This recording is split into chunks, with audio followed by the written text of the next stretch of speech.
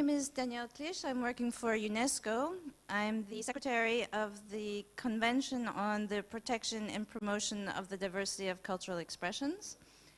Today you'll hear a lot about that in the sense of what type of commitments governments around the world have taken in order to promote different values, and in this particular case what we're going to talk about today is human rights and fundamental freedoms of expression, information and communication that are necessary in order to have a diversity of cultural expressions.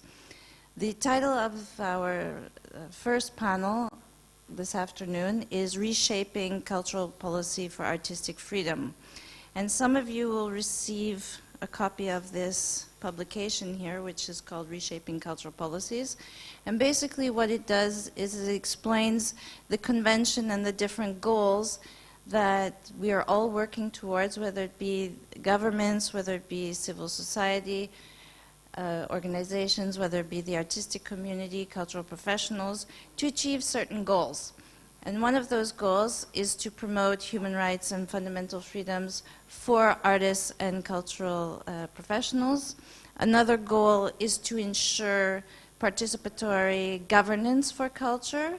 That means that civil society and artists and cultural professionals enter into a dialogue with governments to shape cultural policies for the future. And we've had some very good experiences here in Indonesia over the past year, trying to bridge this dialogue and to create new policies for the future, which are based on these specific goals. Another important goal of the convention is to promote the free movement and mobility of artists and cultural professionals, especially from the Global South, and to ensure that there's a space for voices from artists and cultural professionals of the Global South in those marketplaces and spaces, not just marketplaces, but also independent spaces where ideas can be exchanged also from the cultural scene and cultural perspective. So this is what you will find in this publication. Today, as we said, we will focus on policies to promote artistic freedom. After this panel of eminent policymakers, we will have another panel involving artists to try to discuss this subject from the two different perspectives. So without further ado, I would like to introduce, first of all, Mr. Arief Rehman, who's going to deliver a speech on behalf of the Minister of Education of Indonesia. Thank you.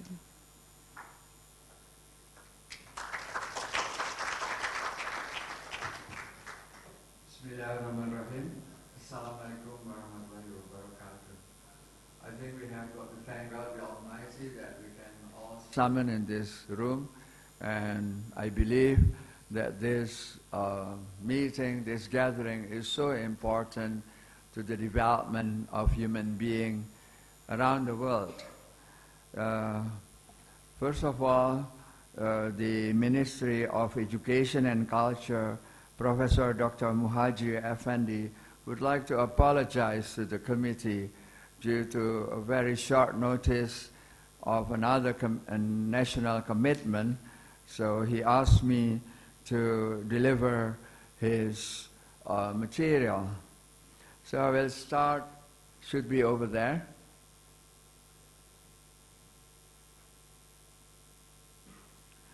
Reshaping cultural policies for artistic freedom. Yes, next.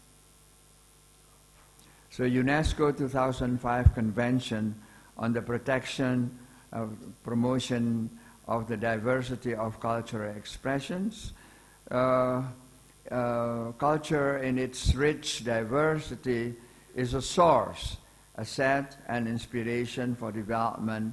It is the fourth dimension or pillar of development alongside social, economic, and environmental considerations. And UNESCO 2005 Convention on the Protection and Promotion of the Diversity of Cultural Expression is the only cultural policies instrument at that time I think now we have new development at the global level which deals with policies development for the promotion of diversity cultural expression. This convention builds on the principle of respect for human rights, fundamental freedom, in other words, freedom of expression, which is a prerequisite for true cultural diversity. And this convention is also to create an enabling environmental for which artists, cultural professionals, practitioners, and citizens can create, produce, disseminate, and enjoy services and activities. The diversity of cultural expression is a source of creativity and innovation, and also a force for social inclusion and participation. Therefore, we must protect and promote the diversity of cultural expressions, since it is a precondition for vibrant and dynamic cultural sectors. In promoting respect for human rights and fundamental freedom of expression, information, and communication is among the core guiding principle of the 2005 UNESCO Convention on the Diversity of Cultural Expressions and the 1980 Recommendation on the Status of Artists. The freedom of expression for artists can be understood as a complex area of issues for policymakers. It is our job or our duty to ensure that the freedom of expression for artists should be respected and protected through the policies and measures as determined by each country as well as by other countries. The 2016 session of World Press Freedom Day, held in Helsinki, Finland, adopted a joint declaration reaffirming that artistic and creative expression as an integral part of human rights to freedom of expression, which is critical both to the development culture and to the functioning of democratic society. This welcomed the important steps taken by UNESCO to enhance global monitoring in the areas of artistic freedom, gender equality, civil society participation, and challenges in the digital age. In Helsinki, there was a discussion also to encourage further discussion of the tools needed as part of our national, regional, and UNESCO normative system. And 2017, in Reshaping Cultural Policies for Artists' Freedom, our discussion panel of ministers of cultures from the Asia-Pacific region is not only to forward the Helsinki discussion, but will also put our efforts to attain the SDG 1610 target on public access to information and protection of fundamental freedom. In our two-day discussion, the governments are expected to make the appropriate steps to promote artistic freedom, covering gender equality, state civil society collaboration, and the unhindered movement of artists, as well as providing artists and cultural producers to share their insights. Now, there is an overview of Indonesia cultural policy context.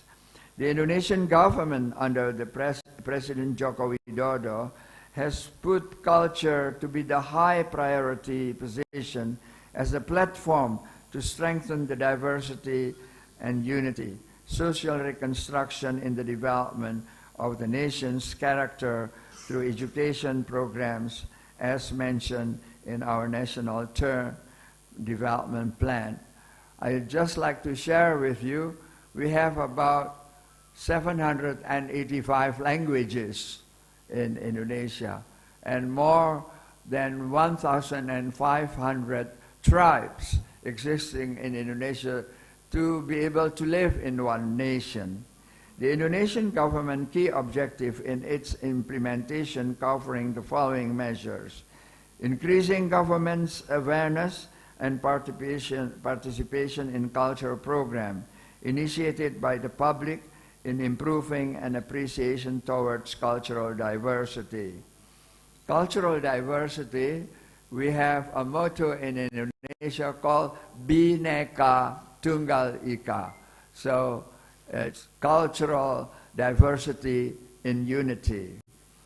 Providing adequate infrastructure for the development, studies, and presentation of arts and culture in the major cities and capital regencies in the form of facilitation, support, and award for artists, respect for artists who improve the standard and quality of arts and culture, and developing arts such as fine arts, performance art, media art, and others cultural-based creative industries, as well as adaptive and interactive national film industry, increasing new positive value. This measure is embedded in the National Medium-Term Development Plan for 2015 and up to 2019. So, ladies and gentlemen, we have put also a certain amount of budget for this. So, the House of Representatives make sure that the development of culture has enough money to go ahead. With further emphasis on the development of culture-based creative industries, especially in improving appreciation of arts and creativity. In the integration of culture in the national sustainable development policies, we consider culture as a strategic element in sustainable development policies as the national level covering. We also follow the motto from UNESCO that culture is the enabler and the driver of development, of the sustainable development. So the integration of culture into overall national development planning, that is strategies, policies, and action plans.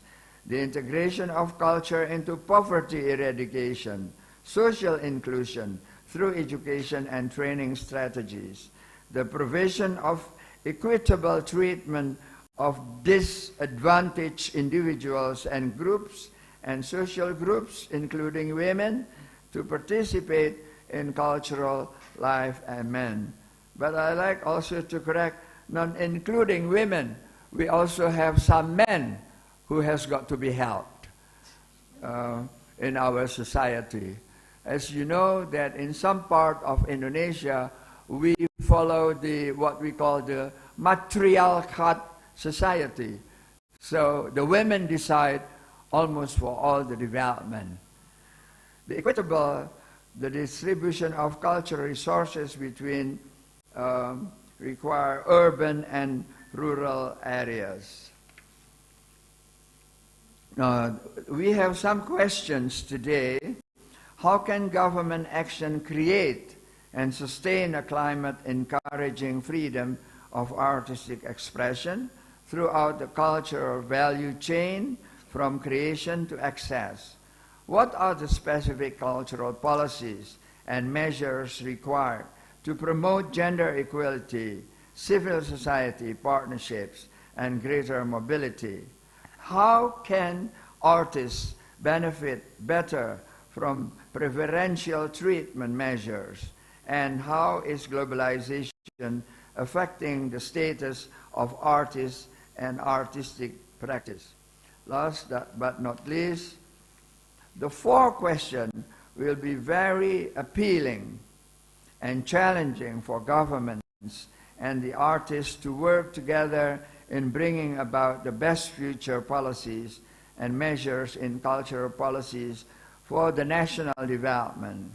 This theme in promoting artistic freedom throughout the cultural value chain, from creation to access, is a very challenging agenda for all of us. We all understand that achieving SDG 1610, we will face some challenges that we have to work together to ensure the success. We hope that through sharing and interventions today, we will be able to have the Asia-Pacific, not only Asia-Pacific, I think around the world, mutual agreement in achieving those goals. Ladies and gentlemen, I think that's the end. And thank you very much for your attention. Assalamualaikum warahmatullahi wabarakatuh.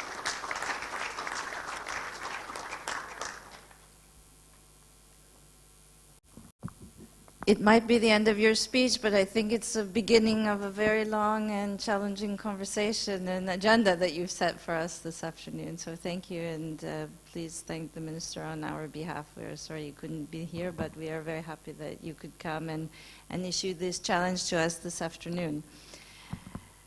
Every panel, every issue has a story, and you've just ended your story with a challenge for mutual cooperation in the region, the Asia-Pacific region, around SDG 16.10 on fundamental freedoms, which is our topic today. In 2012, in Bangladesh, in Dhaka, there was an important ministerial conference on regional cooperation to promote the diversity of cultural expressions, which resulted in the Dhaka Declaration, which called upon the ministers working together with civil society to promote this convention on diversity of cultural expressions and in fact promote regional cooperation. So from Dhaka we went to Helsinki, as you said, and now we're in Jakarta talking about how to make those connections between the diversity of cultural expression, artistic freedom in the digital age, which was discussed by the Nordic ministers of culture in Helsinki, and now in Jakarta, making those connections to see how we can promote a cooperation within the region around fundamental freedoms in the arts and culture. So I would like to ask and invite the Major General Kabir, who's here representing the Minister for Culture of Bangladesh. Thank you. Thank you, Madam. In fact, I would also at first apologize on behalf of our Honorable Minister that he could not attend here. It is unavoidable circumstance. Bismillahirrahmanirrahim. Assalamu alaikum warahmatullahi wabarakatuh. Your Excellencies, ladies and gentlemen,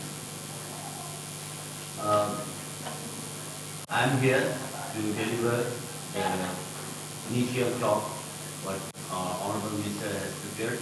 Please allow me to do so. I am delighted to be able to contribute to this UNESCO side event on cultural policies and artistic freedom held on the occasion of World Press Freedom Day.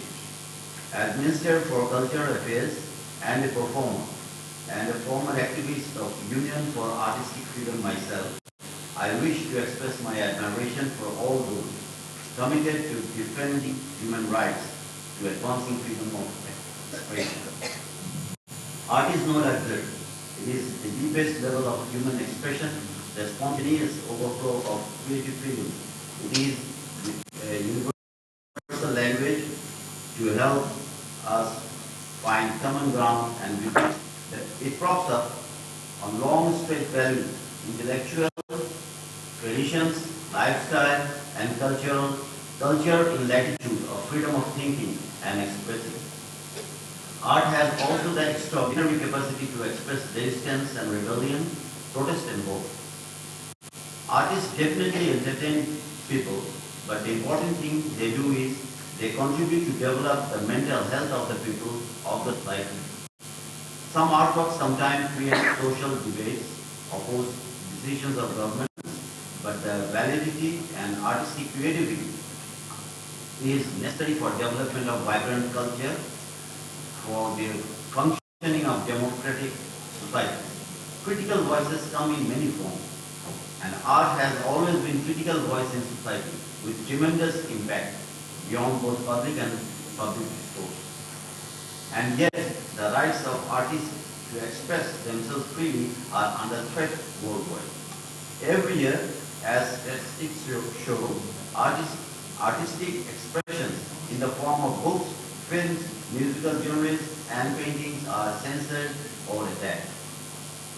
While such threats and restrictions to artistic freedom all run counter to respect for human rights and fundamental freedom, recent findings point to the fact that violations of artistic freedom are underreported in comparison to threats to journalists and other media professionals.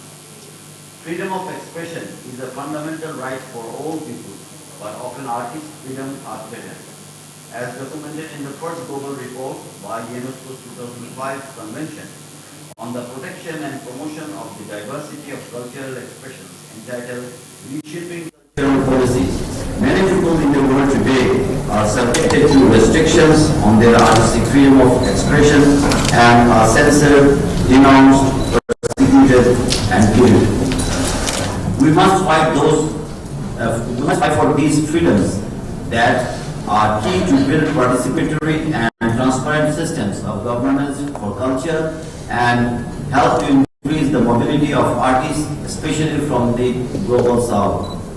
UNESCO's 2005 Convention reminds us the importance of ensuring freedom of expression for artists and cultural actors, and how a rich and diverse artistic and cultural life can create positive change in the process of developing modern democratic societies. This convention stipulates that promoting respect for human rights and fundamental freedoms of expression, information and communication is a prerequisite for the creation, distribution and enjoyment of diverse cultural expressions. Recognizing the diversity of cultural expressions is therefore critical. Back in 2012, as already said by the madam, the ministers and representatives of governments from the Asia Pacific region adopted the landmark Dhaka Declaration on the diversity of cultural expression. This declaration was very strong of commitment from our region to implement the 2005 Convention, ratified by Bangladesh as early as February 2007, and its core principles. In this declaration, governments pledged in particular to facilitate the expansion and enhancement of culture and development initiatives, exchange and collaboration, ensure the free circulation of ideas and works, create conditions conducive to the production and dissemination of diversified cultural goods through the cultural industries at the local, regional and global level, develop platforms for cross-sector dialogue and cooperation with civil society to ensure the active participation of a diversity of voices in policy making and implementation processes, facilitate the mobility of artists, creators, cultural entrepreneurs, and encourage North-South and South-South exchange programs within the region. 10 years after the adoption of the Convention, it is important to look back and see what has been achieved and what are the challenges faced. Importantly, many countries are now looking at the artistic freedom as a global issue for sustainable development. This was well encapsulated in the Declaration on Artistic Freedom in the Digital Age, adopted last year in Helsinki by Nordic Ministers of Culture, which states that artistic and creative expression as an integral part of the human right to freedom of expression is critical both to development of cultures and to the functioning of democratic societies. Today, we can try all together to take this debate forward, hear new voices. I mentioned the importance of freedom of expression, but I should also mention freedom of movement. We know that creativity and innovation are vectors of development, but we also know that mobility has become an intrinsic part of artists' life. Artist residences play a key role in this development. For example, as they provide artists with time, space and context for cultural exchanges, practice, encounters. Mobility, free movement also give a chance to access international markets, disseminate work, participate in international exchanges, etc. This, of course, requires simplified measures on working visa procedures, work permits, tax income legislations, as well as mobility funding schemes. In Bangladesh, we are taking steps to encourage contemporary creativity and cross-border exchanges. Dwelling on Dhaka as a long-standing place of innovation within the arts, I am pleased to announce that the next Dhaka Arts Summit (DAS) to take place at Bangladesh Shilpakala Academy in collaboration with the Ministry of Cultural Affairs will be held on 2nd to 10th February 2018. This third edition of Summit is looking towards South, East as well as North and West, and will initiate an unprecedented dialogue between South and Southeast, encouraging cross-border collaborations. It will include a new section, Bearing Points, which are large-scale thematic presentations of artists and architects that serve the audience, the viewer, towards lesser explored trans-cultural histories of the region. In keeping with its status as research platform rather than a biennial, the Dhaka Art Summit is also formally launching research fellow program, assisting leading professionals with an interest in South Asia by inviting them to travel to and conduct research in Bangladesh prior to the event, as well as to propose contributions to post on MOCA's online resource devoted to histories of modernism and contemporary art in a global context. Excellencies, ladies and gentlemen, the Dhaka Art Summit 2018 is designed as a forward-looking initiative that generates possibilities for artists living and working in Bangladesh today. And this is most important. In promoting artistic freedom, we must seek to support creativity and maintain a heterogeneous world of ideas, values, and views. Throughout the region, we have witnessed over the past decade the emergence of creative economies which reflects, reinterprets the traditional values of the past while producing exciting new ideas, products, and designs of the future. Whether in the film, music, or visual art sectors, the Asia and the Pacific region have their rich and diverse cultural assets that live and are communicated through a flourishing contemporary art scene. It is also home to a significant number of creators, artists, communities, and dynamic cultural entrepreneurs, as will show the panel of artists this afternoon. There is a growing demand for locally produced creative content. Against this background, Bangladesh welcomes the important opportunities to work alongside more countries in the Asia Pacific. Together, by ratifying and implementing the 2005 Convention, we can demonstrate our commitment to culture, creativity, and innovation, to promoting local culture and creative industry, but also to ensure respect for principles of the Convention, such as freedom of creative expression. We can also send a clear message to the international community that governments from the region are ready to put the culture at the heart of the development by engaging in international cooperation and investing in the promotion of a diversity of cultural expressions. This is particularly critical given the implementation of a 2030 agenda on sustainable development. This conversation, in a way, started in Dhaka 5 years ago. However, we must make sure that all steps forward are taken together and include the voices of all.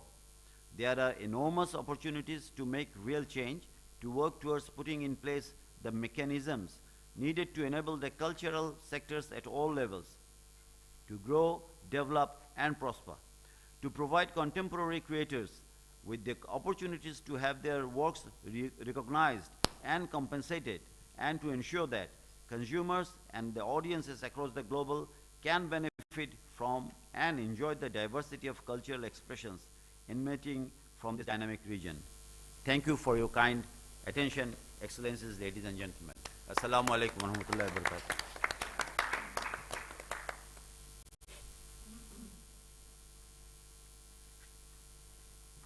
Thank you very much. These words are especially precious for us considering that Minister Noor is a filmmaker. So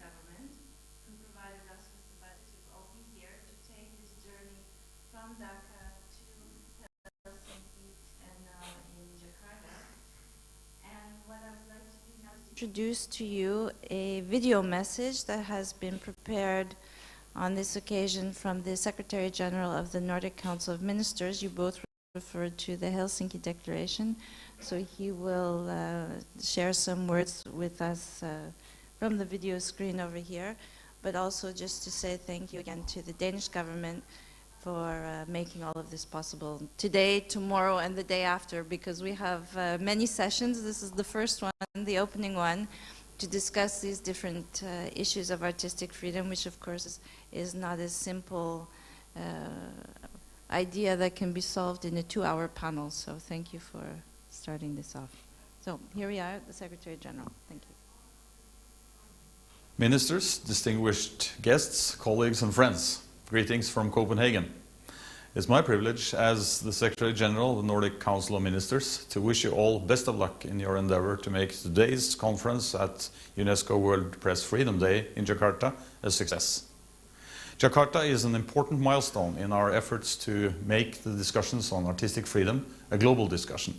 I'm therefore very glad to see that the Nordic Ministers' Declaration from Helsinki is taken forward by Ministers of Culture from the Asia-Pacific region. Today's event is expected to bridge the gap between policymakers and artists, bringing all stakeholders together and to mobilize networks for action. To enhance global monitoring on artistic freedom, we need state parties, artists, civil society actors and media professionals to join forces and to bring their views to the table on trends and challenges and possible next steps. Your discussions will inspire the strategic direction of UNESCO's future action on this important topic. Speaking in more concrete terms, I've learned that discussions today are expected to feed into the development of civil society recommendations during UNESCO's NGO Forum on Artistic Freedom in June. I also learned that your discussions will provide input to UNESCO's training module, which is to be developed in order to train governmental actors, civil society stakeholders, unions and associations of artists on how to address artistic freedom within UNESCO's normative framework. Finally, Jakarta discussions, I believe, will contribute to a new chapter on artistic freedom in UNESCO's next global report, Reshaping Cultural Policies, to be launched in December. While we all celebrate the World Press Freedom Day, artists and journalists should use this opportunity to join forces, to share views and experiences on media diversity, freedom of expression and artistic freedom. Artists may be inspired and learn from existing media monitoring tools. I'm very happy to be able to wish you a fruitful discussion and an overall continuing inspiring conference.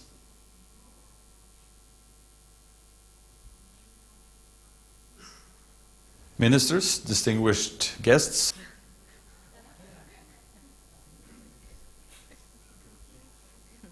It was such a beautiful message, we could hear it again.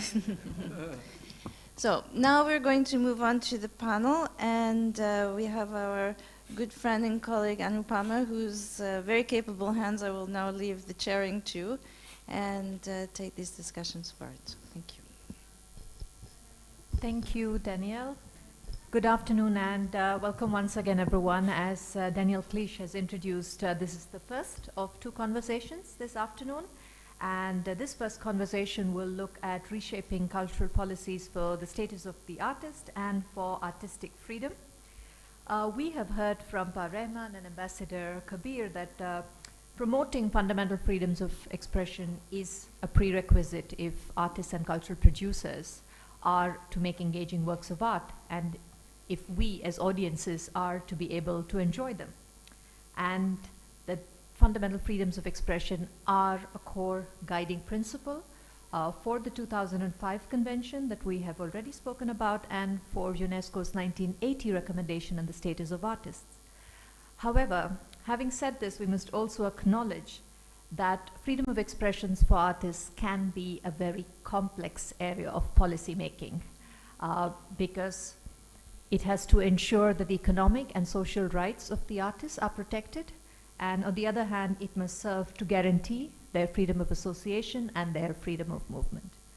And to discuss these very complexities, we have with us a panel representing governments, policymakers, officials, And I'd like to take a moment to introduce the two panelists that you have not heard from before. We have Ms. Nguyen Phuong Hoa, who is the Deputy Director General from Vietnam's Ministry of Culture, Sports and Tourism. And we have Mr. Bunta, who is the Deputy Director General from Cambodia's Ministry of Culture and Fine Arts. And so to kickstart our conversation this afternoon, we do not have any PowerPoints for you. So we're hoping to have more of a conversation and to put some tough questions to our panelists this afternoon and discuss some more challenging areas in policy making. But to kickstart the conversation, I was going to invite our panelists to maybe give us an overview of where things stand in their country and what specific policy measures are being implemented in their countries to improve the status of the artists and to promote artistic freedom. Perhaps we can start our journey with Vietnam. And maybe I could start by asking you to also tell us a little bit, how are artists perceived in your country? What is their social status? And from the side of the government, what is being done, has been done? What is your vision? So thank you very much, Anu, for your introduction, and good afternoon, ladies and gentlemen. I am very honored to be here to share with you the Vietnamese culture policy and measures regarding the promotions of the status of artists and the artistic freedom. And as we have heard about the convention 2005 and also from our previous speakers, that freedom of expressions of artists is among fundamental human rights. And in Vietnam, we build our laws and our cultural policies based on these perceptions. And in our new constitutions in 2013, we recognize, respect, and protect cultural rights of citizens. And it is stipulated that everyone has the right to creations of literature and arts and entitlements of its benefits. And it's also written that everyone has the right to enjoyment and access to cultural values, as well as the participation in cultural life and the use of cultural institutions. And from that, the government of Vietnam issues the national strategy for the development of Vietnamese culture in 2009. And in the principles that culture is, the spiritual foundations of the society, and culture is both the goal and also the vehicles for social and economic development. And the national strategy of Vietnamese culture development toward 2020, which was approved in 2009, set out, 5 objectives, and in which the third objective is to set free or liberate vibrantly the creativities and the creative potential of each and everyone, and maximizing the creativities of intellectuals, artists, professionals, cultural professionals and practitioners, and providing training for talents in the art and culture sector, and develop policy measures and infrastructure to create high quality artworks. So that is our goal. And in which we also see it is very essential to establish, grassroots democratic institutions that encourage and facilitate every citizen to take part in cultural communities' practices. And it is important to respect and promote freedom in artistic productions and creations, and encourage new findings and new values as well. So it is not only heavily support the traditional value, but also look for the contemporary or newly created value. And in that strategy, we also mentions the missions to consolidate and reform the operations of artist associations. That is a kind of civil societies in Vietnam. So we need to consolidate the role and the operation of the artist associations at all levels, at the central level and also at the local levels, so that it can improve its capability to represent artists and promote creativity. So that's one strategy, the national strategy. And regarding the status of the artists, I think basing on our laws and our strategy and policy, artists, they have a very good position and in the society. And for long, we established the system of granting titles for artists. We have the People's Artist title or Artist of Merit. That is the state honoring, honorable titles given to artists who make their life contribution to the arts and culture. And of course, we have, you know, some social insurance or healthcare insurance and some welfare associated with, you know, artists who are granted with that titles. And at the same time, we also have some training projects for the young and emerging artists.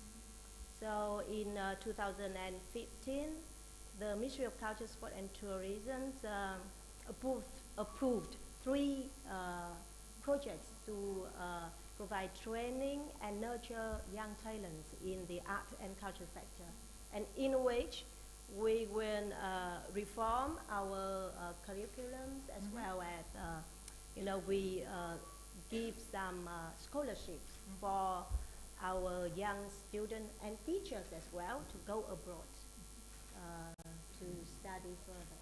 So there are some examples from Vietnam. Could I now turn to Cambodia to maybe give us again a similar kind of overview on the status of the artists and perhaps some measures that from the side of the ministry you have been promoting? Thank you, moderator. First of all, I would like to thank UNESCO at first for inviting us here, and then Honorable Professor and Ambassador, and all participants here. My name is Bunta from Ministry of Culture and Fine Arts. I think we are today in panelists. We have only 2 countries, and we are ratified to the convention. And Vietnam and Cambodia, we share the geographic, and so it's unfortunately we want to hear more. I plan to learn more about that. But today I would like to, according to the moderator, I would like to share what the Cambodia situation and what is Cambodia on the art promoting. And as you know, that Cambodia is, I can say that we are quickly to ratify all the UNESCO convention. And we ratified to ratify convention in 2009. We didn't now not yet established as a specific for the policy, no, it's a cultural law specific. But after ratifying 2005 convention in 2009, 1 year later, we are established the cultural policy, called Policy for Culture, and very beginning time, and from now it's we view from 2014 to 2018, and with the help of UNESCO office in my country, in Phnom Penh. And in terms of the ratification, we still have a lot of challenges, especially maybe you know that the interpretation of the 2005 convention It's not only refer to the 2005 Convention, but we are start from 2000 Convention on the safeguarding plan, on the safeguarding of intangible cultural heritage. Because we are Asia from long time, we are really experienced from the colony everywhere. And then after that, the independent movement have started our own institutional tradition, and so its interpretation is not clear anymore. Especially, I think that every 4 years for the report, maybe you know it, report on 25 Convention on the expression. And this is a very most difficult. Every 4 years, we just finish the report to the UNESCO. And in terms of this, Cambodia try to, we are set the main mechanism for, it's not only direct to the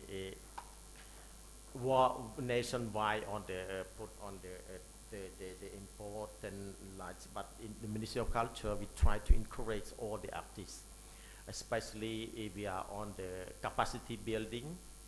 And this is our main target, to build for the capacity building for after, you know, after we have several decades of the civil conflict, war conflict, and so we try to bring it up from the artists, especially 20 years ago.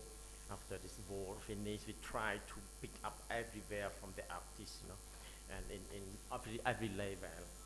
And I'm agree with the Mr. Huang from Vietnam, and we also have a lot of exchange, even geography, even sharing history, and we also reflect all each other, because even we have shared ethnic minority, also tribal, so sometimes artists it's just quite similar.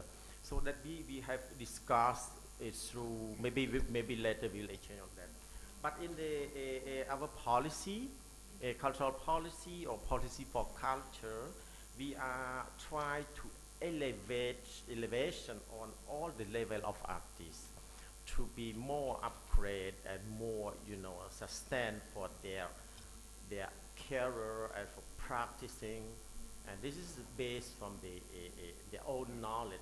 This is what is the Cambodian do for every level of the art that artists are from this. That's a movie. Yeah. Thank you for that. Would our panelists from Bangladesh or Indonesia, would you like to come in and say something at this point?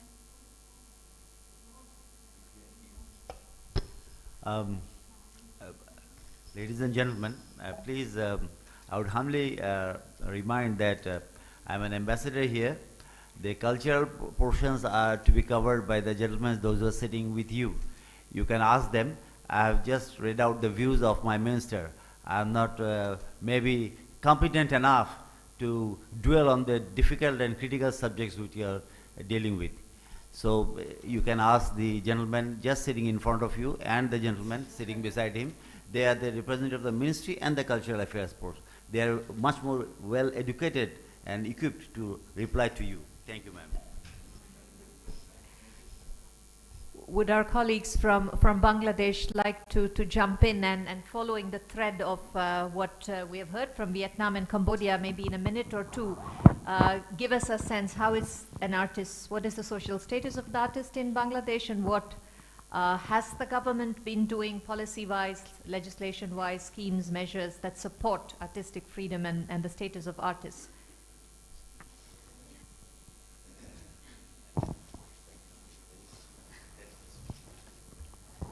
Thank you very much. I am ATM Siddiqur Rahman, Deputy Secretary to the Government of Bangladesh. I am very fortunate enough that I have the opportunity to talk in this August session. I convey special thanks to our His Excellency, our Ambassador, sir, along with you all. We all know freedom of press is very vital matter in respect of every countries. As if we have freedom in respect of press in any country, whatever it may be, our accountability, our sincerity is to be ensured. In Bangladesh, we are enjoying full, absolute freedom in the field of press. Our journalist, our reporter, they are also enjoying. They're making report in any field, whatever it may be, politics, whatever it may be, scientific research, whatever it may be, administration. In every field, they are making reports without any fear. They have got freedom. Press also includes radio, television, our others media, like who are delivering pitch in front of public, who are delivering reports to the newspaper. They are also enjoying very much. In the field of culture, Bangladesh, you know, we have diversified culture. We have a heritage, we have a traditional culture in the South Asian countries. Our culture has got, that is, we have a rich culture in the Asian countries. Cultural field, like culture, everything, what would be the lifestyle, what would be the manners of life, what would be our delivering of speech, what that is our how to lead our livelihood. Culture is a vast subject, not only how to deliver speech, how to make, how to exchange views with others. That is, we are Bangladeshi and we are Bengali in the Indian subcontinent. We have a rich culture as Bengali, also Bangladeshi. In the cultural side, our performers are enjoying much. The culture in the like actress, our dancing performer, our singer, they are also enjoying in their occupation. Like I think if you consider freedom in the cultural side, I think we have diversified history, we have a rich opinion, we have our expression. That is, I think we are very much happy in delivering our cultural freedom, cultural side. Thank you. Thank you very much. Thank you. Could I bring in Shahidul Alam, who is a very well-acclaimed photographer from Bangladesh. As an artist, Shahidul, how do you see social status of the artist, and how do you see what government is doing, has done? Okay. Well, thank you, Anupama, for the opportunity. Well, thank you, my colleague, for making the statement, because you've actually made my work a lot easier. Had anyone sitting where you are said that people have full freedom to do anything from any country in the world, I think the audience would have been skeptical. Even Denmark, who's promoting this event by supporting it, had it been the Prime Minister of Denmark sitting where you are, saying, in my country people have full freedom to do whatever they want, I think people in the room would have been more than a bit skeptical. So I think one of the things we need to address is the gap between the rhetoric and the practice. You have said very fine things on behalf of the Honourable Minister. I'm a great admirer of the Honourable Minister. We've been activists in the streets. He's been a cultural activist, not a filmmaker, by the way, an actor, very fine actor. However, right now, I do not see him as a cultural activist or an actor. I see him as a minister. I see him as a representative of the state. And I see the difference between the cultural activist I used to know in the street and the person who's now the minister. This is the nature of things. And the Honourable Ambassador sitting there spoke, and as you did, from a government position. And I think all of you, broadly speaking, said very, very nice things, things that I completely agree with, except that I don't believe them. And there lies the problem. I think here, sitting on an official capacity, you make a statement based on an agenda, based on where you come from, based on what directs you. You do not have the freedom that I do, because I am not paid by you. I am not beholden to your government for my survival. The problem is elsewhere. The problem is, as an artist, I have to find a very delicate balance. As if I were to see myself as the piper, I want to play the tune I want, and I also want to get paid for it, which makes it complicated. And the issue is, in countries like mine, the biggest benefactor is usually the government. Therefore, we cannot ignore the government. Even if you want to be critical, even if you want to challenge it, we still need to come back to you. And I will say, I myself, I run probably the best known festival in our region, and we used your facilities to show our work. This year, for the first time, we started in 2000, we will actually hopefully be getting financial support as well. So it means, in a sense, we're beholden to you. We have to be nice to you. We can't be too critical to you. Even in places like this, I have to be a little bit careful, because when I go back, you will be saying, oh, Shahidul was out there, and he was saying those things. So, you know, there is a careful balancing act. But I do have a few problems which I do want to specifically mention. I found it ironic that a Major General was talking about artistic freedom in a forum such as this. Yeah, you are here not as a Major General, you're here as an ambassador. Fine. But let me just bring out a little thing that happened in Bangladesh some days ago. I'm not talking of the killing of Cholis Richil, that's a different story. I am talking more about the first Chakma language film in Bangladesh. Bangladesh, you mentioned that we are a nation of Bangalis. We are predominantly Bangalis, but we are not only Bangalis. We have people who speak other language. We are predominantly Muslim, but we are not only Muslim. We have people who are mostly heterosexual, but we also have people with other sexuality. And I think it is worthwhile remembering those things.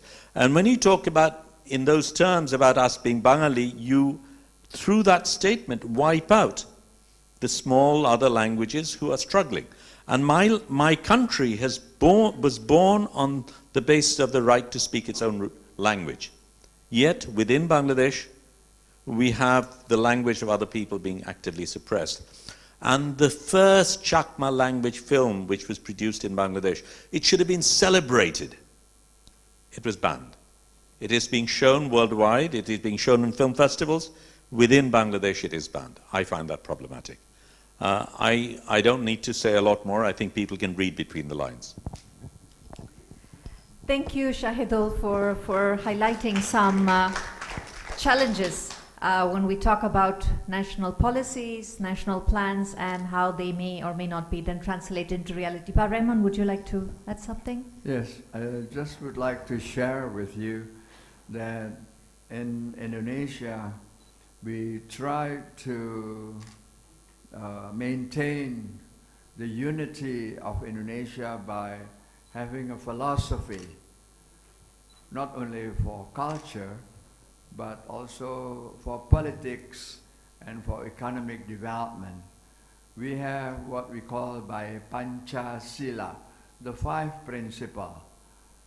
And this 5 principle is respected, and it becomes the core and the boundary of any development or any freedom.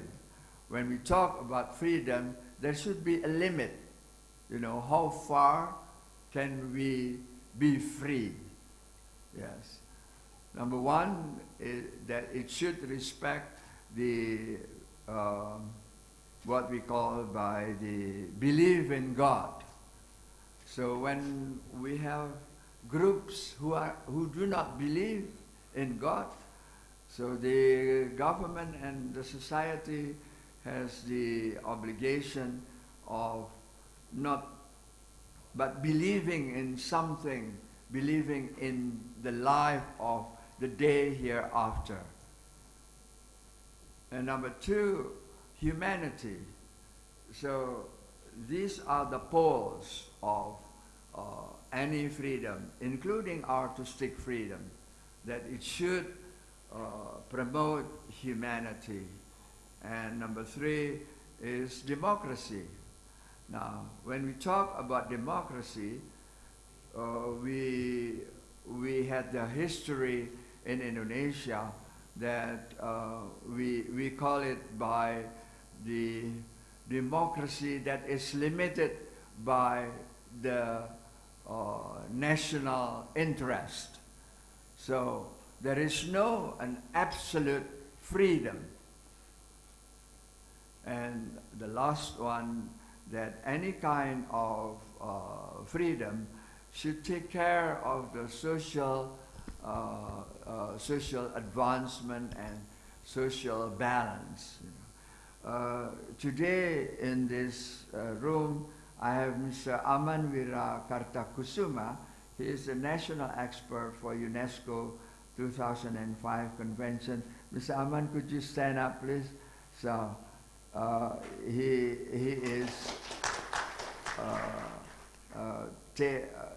is backing up this discussion. Also, we have Aryudi Saputra from the Mr. Aryudi. Could you stand up, please? Yes.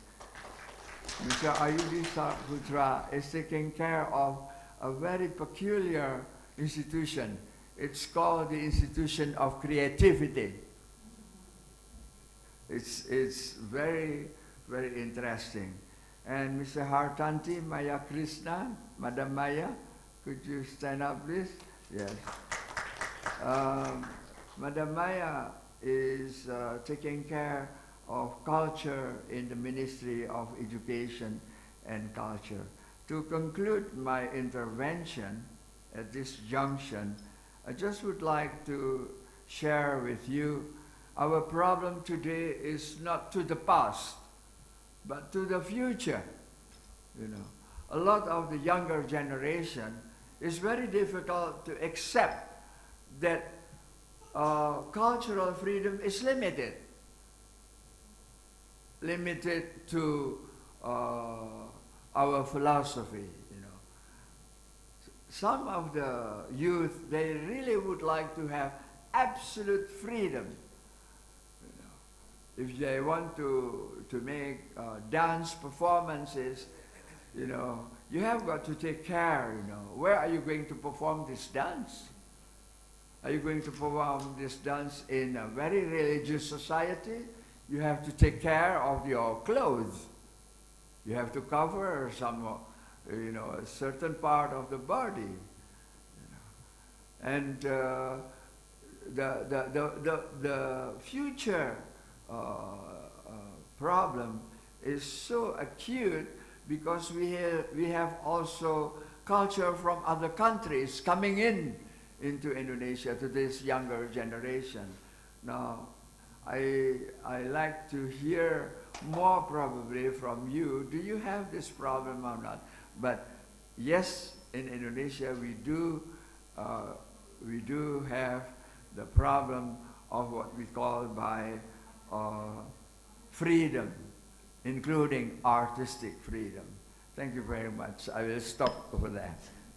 Thank you, Param. And you have raised some very difficult questions related to policy making. And I want to pick up on some of the threads that we have heard and maybe also hear from our colleagues from Vietnam and Cambodia.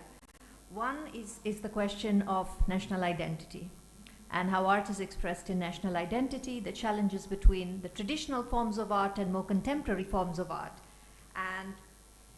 And we've also seen that how does, from the side of policy, because you have both laid out that there are national policies, national strategies to bridge the gap between traditional and contemporary, to support both, to ensure freedom, but we've also heard that there perhaps are limits to these freedoms. So in your conversations with the artist community, with civil society, what kind of trust and confidence building measures are being taken from your side to have this consultation with civil society, to hear their side of the story, as we have heard from Shahidul, and how does this impact or shape policy, and what have been your challenges, therefore, at the national level in responding to these issues, because perhaps some of these issues are also issues that come up one way or another in your countries. So how has, from the policy making side, how have you responded to these issues and built bridges with the civil society, with artists? Before you do, I would like to just, if our Honorable Minister would have been here, I don't know, there would have been a heated debate going on in between two very renowned person of our country. I would just like to point out one thing here is that all that glitters are not gold, definitely. And we always see from our point of sight, and there is always the other side of the river. So as a government official, I can assure this August gathering that not only from the government point of view, our Honorable Prime Minister, Sheikh Hasina, she is the daughter of the father of the nation who fought for our country. So she is trying her heart and soul to do whatever she can, but all are there to support her and her ideas. And definitely I have heard her a number of times about the freedom, what we all are talking here, and how far the freedom should be exercised. The point here, Mr. Shahid, he has brought out, I would just like to tell you that we had a very I would say that not a very happy experience of fighting insurgency in a place called Chirong Hill Tracks for decades long. And how we have done that as a soldier of my background, I know that. So there might be some quite of, I would say that, feelings of different nature once these things comes up in a public forum. So the government knows better why that film was not shown. That explanation is with them. But I feel that the subject with which we are discussing now, our government is taking quite a good number of steps. May not be up to the expectation of all, but definitely they're taking good strides. Thank you, ladies and gentlemen.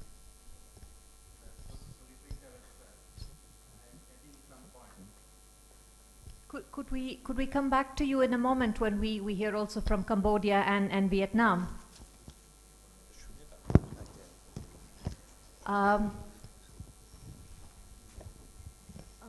So regarding your questions about national identity, actually it is our utmost goal to build a Vietnamese culture. It is what? Yeah, maybe bring it okay. closer. Okay. So it is our utmost goal is to build a progressive Vietnamese culture imbued with national identity. So national identity is the core heart in our culture development. However, we think that it is not the way that we close the door and define ourselves that it is our national identity. No, we think that we open our doors, and in our journey to encounter with new culture in the globalization process that help us to identify who we are and where we come from.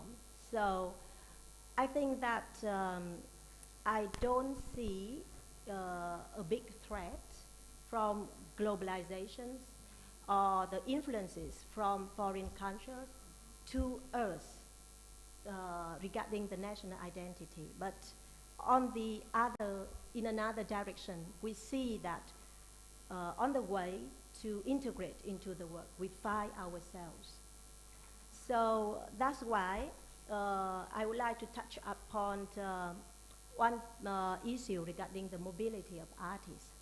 That's why in our policy, we support cultural exchange and we support our artists to go abroad. But at the same time, we opened our doors to artists from the world to come to Vietnam to join our international arts festivals so that our people, they can have an access to the world culture. Thank you. It's really difficult. We are talking about national identity. I think that every country, every nation, they give many interpretation. But in terms of Cambodia, I would like to concentrate on what is the promotion, on what is the on artists. In Cambodia, as you know, that we have very strong tradition from, like you see, the Onco civilization is a strong one. Sometimes we are referred very deeply on that, you know. So our artists are very proud with that time. So that we still to develop for the promote for the contemporary or anything. We always basics on the thing, you know. I'm not talking about the convention, I'm talking the real situation. And we are after the Khmer rule, the old master is still with few number. At that time, we are really, they still keep the mindset to promote the new development or the promotion. But now when we try based on the 25 convention, and we are Ministry of Culture, we are not work directly because, you know, we are very small, we are small population. And artists is mostly in our hand, the Ministry of Culture. Even we have some NGO, we have some association. Now it's 5 years ago, we have many private sector for art and for the association, NGO especially. They get the fund from various funding from Europe, from America, something. So that we are left them to move freely to do, but we just give on guideline, for example, based on the human rights part and on the 2005 convention. We also refer some small in 2000 convention on safeguarding tradition before we develop into the modern tradition or apply for any contemporary. This is what is Cambodia doing now. It's my role, myself, and when the NGO come, they produce some contemporary, some performance. We are not strictly, we just ask them sometimes, we can say that we cannot do directly so that the freedom of artists, the NGO, like what they are, and monitor, you know, that the Company Living Art is the big art and they have some many fund from outside. They are also go outside to perform connect for the exchange program. And this is what we are support them. If sometime, like I agree with the Dr. Rachman, it's sometimes it's the young, they are very absolute free. We want free anything, you know. We are very sensitive on the part of open anybody, something like that. We are Buddhism. Sometimes it's still like that. And I refer to the Dr. Raman also. We also have in Buddhist also we have Panchasila also. We refer to the young generation on to refrain them about Panchasila, about the future is not more, you know, accept for anything. I would, in terms of 2005 convention, also our policy, we are really open on, especially in Cambodia, we are celebrate New Year 3 times. One is the Chinese New Year, and for Noel on Christmas also, and then for the our New Year, Khmer New Year. And this, nobody can separately, but they are enjoy with the holiday. And so enjoy, everybody enjoys for that, This is what is the kind of the participation. We are not really discriminate on that, This is what is what Cambodia doing that. And in terms of exchange, like we are closely bordered with Vietnam. We have, according to government agreement, bilateral. We also have exchange the performance. 1 year we go to Vietnam, and another year Vietnam come. And in terms of budget, sometimes we didn't have, Cambodia have not enough budget. We ask Vietnam government to support again. Then this is what is the feeling. It's not based on budget, on money, but it's based on cultural exchange. And in film field, also film festival, we are cooperate with every embassy, because embassy in Cambodia, and we have strong connection. We bring like Indian embassy, like Russian embassy and Vietnam embassy. We have all the film festival. We call film cultural week for film and something like that. This is what is the thing that I think can share. Besides of the, I'm really we are government. I agree with what our Bangladesh colleagues. We are really have some framework for work for the government, but we want to really talk with you privately on the outside the table. This is very important for me to push what we are working for culture. We are working for the people. We are not working for culture, but we're working for human. Basically, you can see every convention, they are start from human rights and then cultural rights, and then we go every section of culture. And according to, I would like to moderate a few minutes. I see that after the Dr. Brahman, they just recommend me, I'm very good word, some word I can read from artist freedom, mobilize the following, right? The handle of the right protect under international law. We have some point, 1, the right to create without censorship or intonation, the right to have artistic work support and distribute, remunerate. And third one is the right of freedom to movement. The fourth one is the right to freedom of association, and the right to protection of social and economic rights, the right to participate in cultural life. I think it's a very basic one, and so this is the human. Every is not depend on law, but it's natural that the people can be accept for every. It's not only the private or the sector of the cultural policy, but it's every people can accept for that idea. That's great. Thank you. Thank you, Mr. Bunta. So I want to pick up on one point that both of you raised. Of course, art is an area where meanings are contested, and so there will be contestations. You mentioned just now that it would be good for ministries to also have informal channels of communication with the artists, so you will chat with Shahidul over coffee and understand his part of the story. But in your countries, are there channels, formal or informal, either structured dialogue or informal dialogue, where it is possible for the artist community to raise these issues with the ministry? It may not always be possible to do this in a public forum, because as Ambassador also pointed, things can get heated, but there must be channels to keep the communication going, and that is how policy evolves. So from the side of the government, is there an initiative to stay connected with the arts community? Are there forums, consultation platforms? What exists now, and what is, do you intend to have more such platforms, or is this a challenge, having this dialogue with civil society? So there has been a consultation platform in Vietnam. Whenever we have a new policy, it is by law or it is our regulations that we have to consult with the targeted groups. So we have, from the ministry, we hold, frequent consultations with the artist associations. But, frankly speaking, sometimes we think that maybe, you know, the voice from the artists associations cannot represent other views of independent artists. So we create informal dialogue with independent artists as well.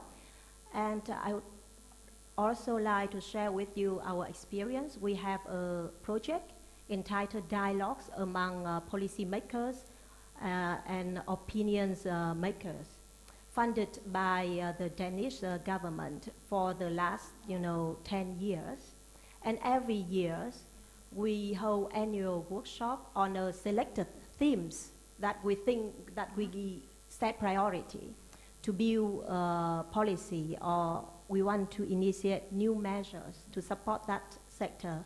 And then we invite, policy makings, managers from ministerial level and also at provincial level to join the workshop together with, people from artists association, independent artists, media agencies, and also people from research institutions. So we create two-way dialogues so that we can really hear the concern of the artists. And we hope to bring recommendation into our policy revision. Mr. Bunta, you mentioned Cambodian Living Arts, which is a very well-known NGO working in the arts and who presented the Season of Cambodia in New York in 2014. And they have also been initiating these art forums. So I was wondering, is these art forums, which are now just started in Cambodia, is that, which I know that the ministry also supports, is that perhaps a forum where conversations like what we have heard from in Vietnam can take place? Can difficult issues be raised there? How is your ministry communicating with artists and hearing their feedback? Okay. I think that this, as I said, that Cambodia is a very small population. And so even the big NGO that we are qualified on the art promotion, and especially in the contemporary, concentrate on contemporary, like you mentioned, in very famous in US in 1914, I think. Yeah, this is we are working closely with that NGO, Cambodian Living Arts, on that. Sometimes all the artists, what they are using is all this government stuff, all the artists from Ministry of Culture. That is, I think it's true during the restriction something, or so not real, the real restriction. We are government, sometimes we are really take care about the tradition, It's not exposed more beyond that what if we have. But on behalf of this, the NGO can do so more in terms of, we use only one artist, one group artist, but they can represent two kinds, for the tradition and also for the contemporary. Like when they go to perform in outside, sometimes they have to contemporary. So that's very important for us that we come up with the forum with what is the importance of the artist, what is the interpretation of the artist, what the value, because artist is the interpreter for for identity, for the tradition. This is, I think it's very good. In terms of, for example, extreme peace, for example, we are ministry, sometimes I'm not go directly to work with the critical, but I go silently with the outside, informal discussion. I think this part maybe we can how to reduce what like the Professor Rahman said, that it's not too much open on that. I think that I want to share this time the very famous, we are really claim for one the film movie star, the lady. Maybe this one is. I'm really direct to connect with to warning her, because we meet her for 3 times. But is this not her problem? This is our problem. It's not really deliver her to understand enough for the value of tradition before she go beyond more for outside interpretation. That is, we are really warning, but it is another another literature for the work for the government. But my personally, I'm really, you know, we are not good enough to tell her about what is the freedom, you know, what is the value of the tradition. This is what is our experience. Also, we can, especially maybe last year, we have a big art forum, and this is come from around the artists from free to discuss on that. But I'm not present there because I have an art mission outside, but it's very fruitful. And so ministry always encourage and also support, legitimize all the NGO and for the art, for the freedom, for the artists. But especially now, it's, I think last 3 years, our government tried to encourage our ministry to, it's not term of budget, but in terms of activity, to promote, as our Prime Minister said that, oh, artists have to promote, but we have to promote by life, you know, by economic, by freedom, it's everywhere, you know. And so that's now a Ministry of Culture try to raise many benefit for the artists to be performed for their own way. But we are correct some part of the moving forward. Thank you. Thank you. So I think channels of conversation exist, but they are not easy conversations. And ministries have carried certain burdens, including those of national identity and contested meanings. And I think, from what I understand, conversations are happening, but the challenges do remain.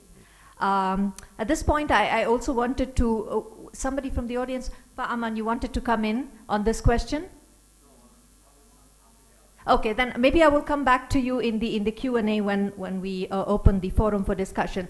So we leave this topic here, and I wanted to pick up on the other question of international, of globalization, and of mobility that we have spoken about. We do understand that, you know, mobility or the movement of artists is critical to their practice, is critical to their artistic freedom, but it is not easy. There are not often much funds for travel, and visa regulations can be quite difficult. And so mobility, though important, is not as easy to achieve in reality. And here I wanted to ask you, do your governments directly support the mobility of your own artists? And how does it work also in the ASEAN region? There is some preferential treatment for your artists because it is possible to travel without visas. So what kind of preferential treatments have your artists received? And in terms of mobility, what are some things your governments are doing to enable greater movement of artists? Please, Pareman. After a long struggle and a long effort, the culture established what we call by the constitution of culture. So at the beginning, even the artists, you know, the cultural society, they go against in establishing the cultural constitution, Undang-Undang Kebudayaan, because they think that any rules and constitution will limit the artistic freedom, you know. But and then when was that, Bapak? The cultural. Okay, maybe Pa Aman can proceed from here. I need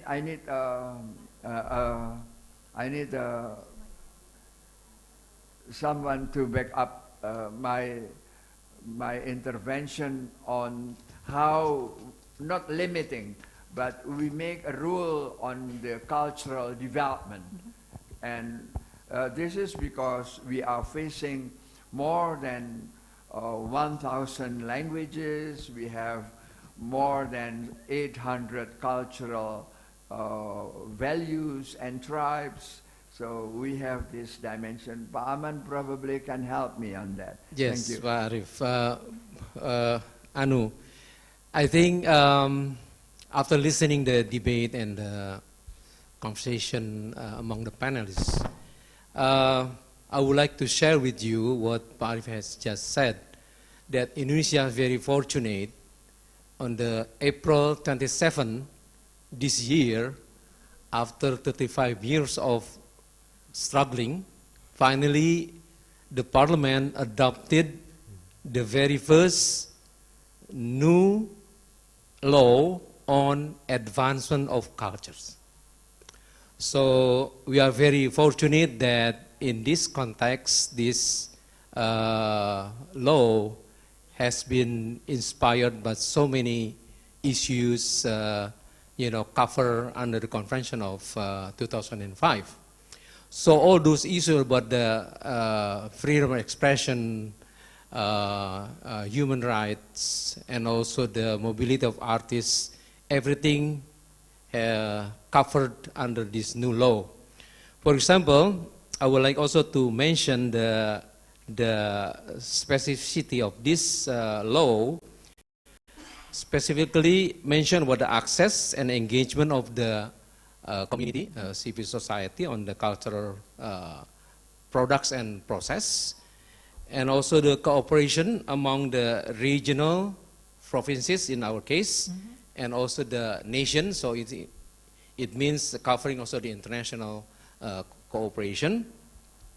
But the most probably interesting topics on this law is covering the inventory, security, maintenance, safeguarding, publications, development, utilization, and also nurturing to the artists and to the community.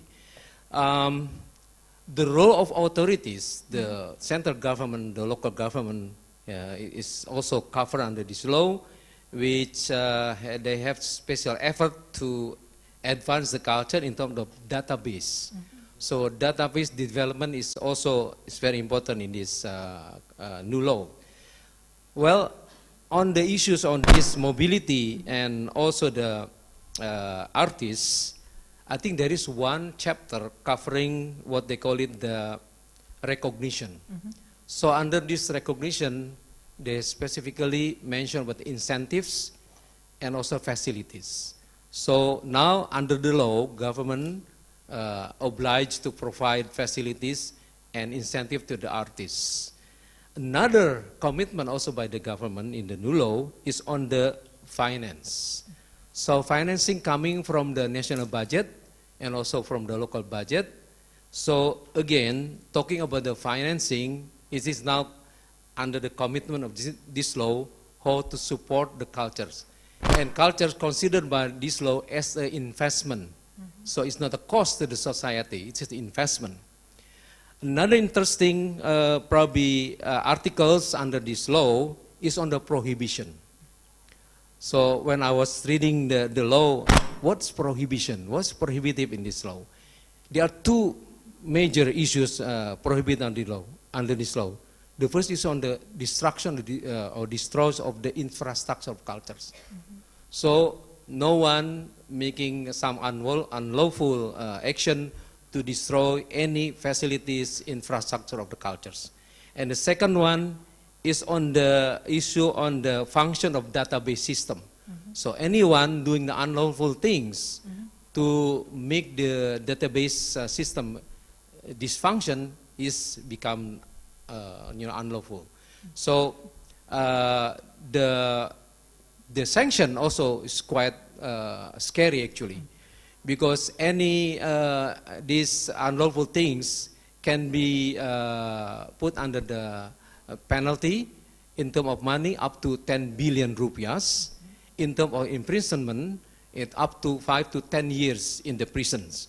So I think under this new law, Pak Arif, again, this is a good, it's a very refreshing to our cultural activities in the country, because now it is protected, it is also support to develop and encourage to establish the mobility among the nation for the artists, including the attention and the recognition in terms of incentive and also the facilities. Thank you. Thank you, Pak Aman. I think we're kind of running out of time, so if you will agree with me at this moment, maybe it's the perfect time to open the floor for some questions. Danielle, would you like to kickstart with some questions? Yes.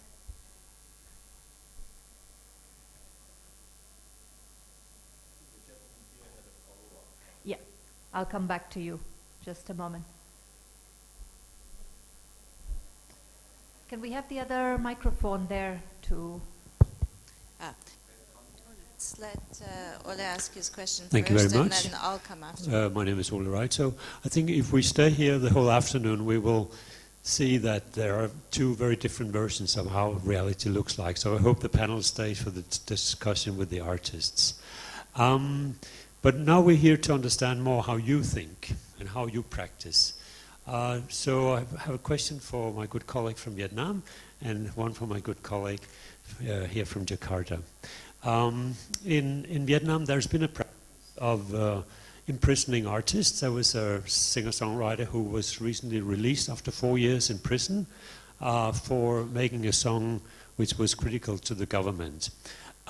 You do have a pre-censorship system, and I know we should not talk about individual cases, but I would like to hear you talk a little bit more about how that system works and whether there is a way that artists can discuss pre-censorship with you. And for my colleague here from Jakarta, I just want to point out that when we talk about freedom of religion in human rights standards, it has two rights. It's the right to believe and it's the right not to believe. So maybe you could talk a little bit about something else, because if we talk about religion, this will take a long time. But you said that you had certain standards for what is not allowed. And do you have any reflections of who is defining what is national unity, who is defining what is proper dresses, and do you discuss this with the artist in an open environment, and do you have any complaints mechanism?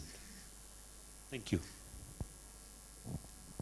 Danielle, is there something you'd like to add? Any other questions? We'll take a few questions and then our panelists could respond.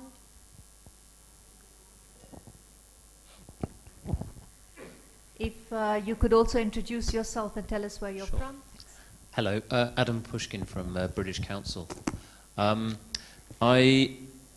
wondered if we've heard a lot of good words about freedom of expression, and following on particularly from the last gentleman and the gentleman from the filmmaker from Bangladesh.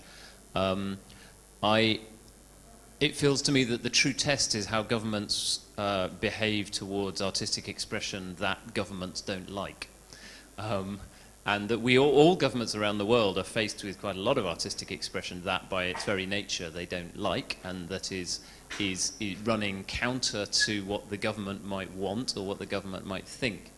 And how can governments put in place infrastructures that can ensure that artists who want to bite the hands that feed them are able to do so? And I'm interested, perhaps very similar to the last gentleman, Arif, you mentioned that democracy must, in some cases, be limited by the national interest. I wondered who defines what is the national interest, and whether, perhaps, if it is the government that defines what is the national interest, is the government necessarily an impartial arbiter in that case? Does the government have all the wisdom to define what constitutes the national interest? Interesting question coming from England, I think. Any other questions, comments? Q Choi, if someone could just bring the microphone across. Hi, thank you. I'm Q from Korea. Yes, there's always, I mean, as our colleague mentioned, the big gap between actual policy and practice. We all know that. So how we juggle as a producer or as a policymaker, as an artist, whatever, I mean, whoever we are. But my interest in the reshaping the cultural policy for the artistic freedom, how, in a policymaker, government, evaluate yourself? I mean, many times as an artist or as a producer, we evaluate many measures. So who evaluates government policy for the reshaping, and what process do you have? I mean, our Vietnamese colleagues a little bit mentioned about, so how you evaluate your cultural policy for reshaping. So perhaps we could take this round of questions. Swa, would you like to start? Thank you very much for all the questions, all the very challenging questions, especially the question from our colleagues, Mr. Ola from Denmark. First of all, regarding the case you mentioned about a composer who put in prison. Actually, from the ministry, we didn't have the report about that case. Last night, when I received the report published by Free News, I saw one case in prison of artists put into imprisonment, reported from Vietnam, and I thought, is this the case from a performer, a Vietnamese performer, who went to the United States and he was caught there due to his the conviction of child abuse, and he was put into court there and put into prison by the United States government. And so I thought that was the case, but now when you speak out, it's not the case. So we will talk separately about that, but from history, we don't have any information about that. So I think that in order to put one person into prison, that person shall be, go on trial, go to court. So it is the judge who decided that imprisonment. It's not the government, or it's not the people from the management or administration who do that. Regarding your second question about censorship mechanism, yes, in Vietnam, as in many other countries, now still we apply the pre-censorship system. It means that according to our laws and regulations, before you want to exhibit a display for the public, or before you want to have a performance in public, or even when you want to show a film for the public, you need to apply for license from the state authority. And we have professional authority. For example, the cinema department, they win license on film dissemination or distribution. The fine art department license on the fine art exhibition, and the performing art department, they give permissions for performances. And there will be, a committee from professionals and also from some agencies sitting in that committee to review the work and decide. And frankly speaking, in the past 10 years, we don't have, cases reported about, censored work or films that cannot get the license. It doesn't mean that we allow all the artwork go through that, but it means that the applicants, they accept the decisions of the committees, okay?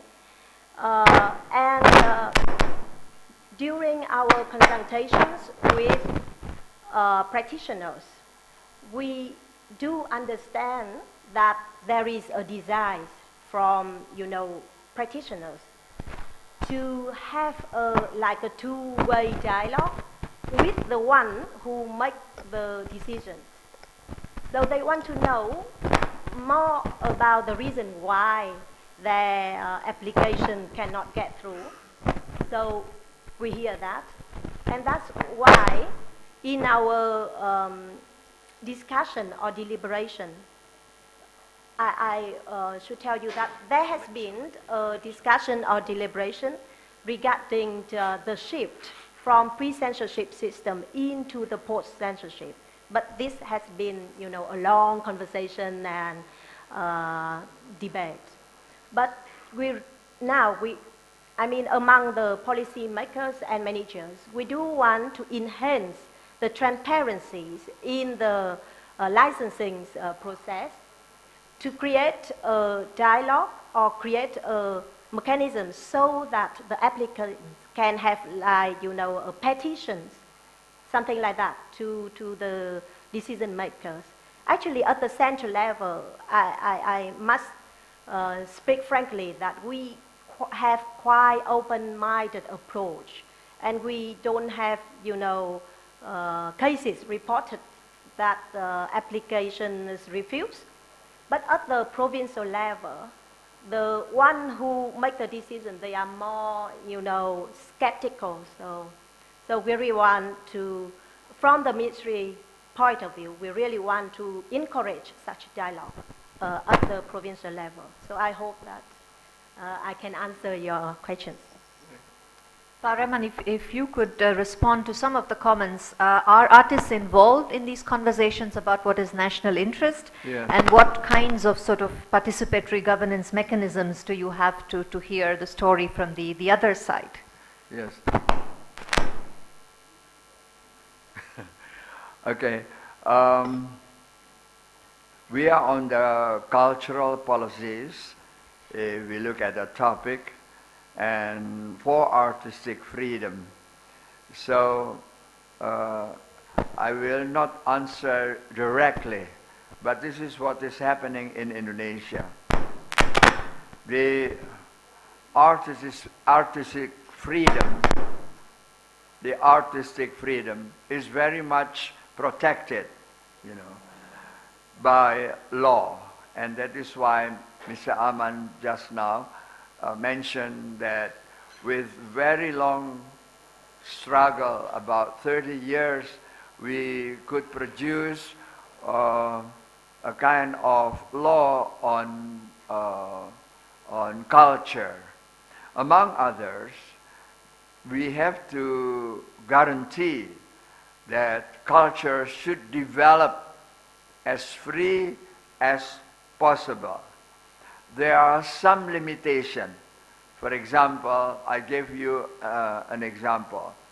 If there is any cultural freedom that will break the unity of the nation, there the law will come in.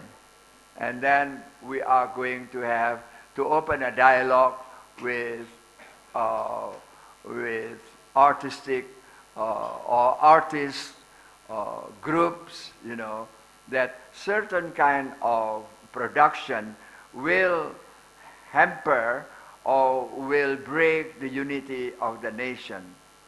And then the evaluation, as you also asked about the evaluation to artistic products, you know.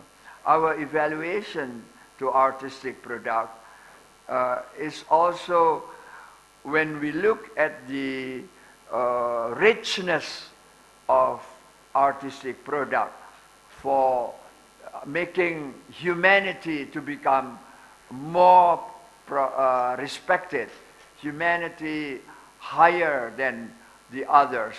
That is something that we have got to promote. So there are two words that control is appreciation and respect. You know. And we avoid any effort to homogenize or to make artistic production to become one form, We have got to keep what we call by the Bhinneka Tunggal Ika, the unity in diversity. So that is our policy. If our friends from Indonesia can also help, please add some more information.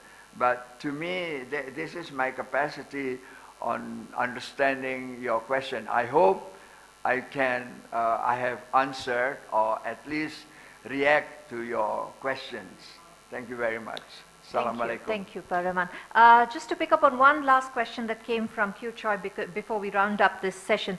Are there any mechanisms or systems in place for monitoring the policies that exist, and do artists or civil society have a say in giving input towards such a monitoring system? Anything that exists? Yeah, shortly, briefly, yeah, Paraman. very briefly. In our parliament, we have commission on measuring the product of the art, and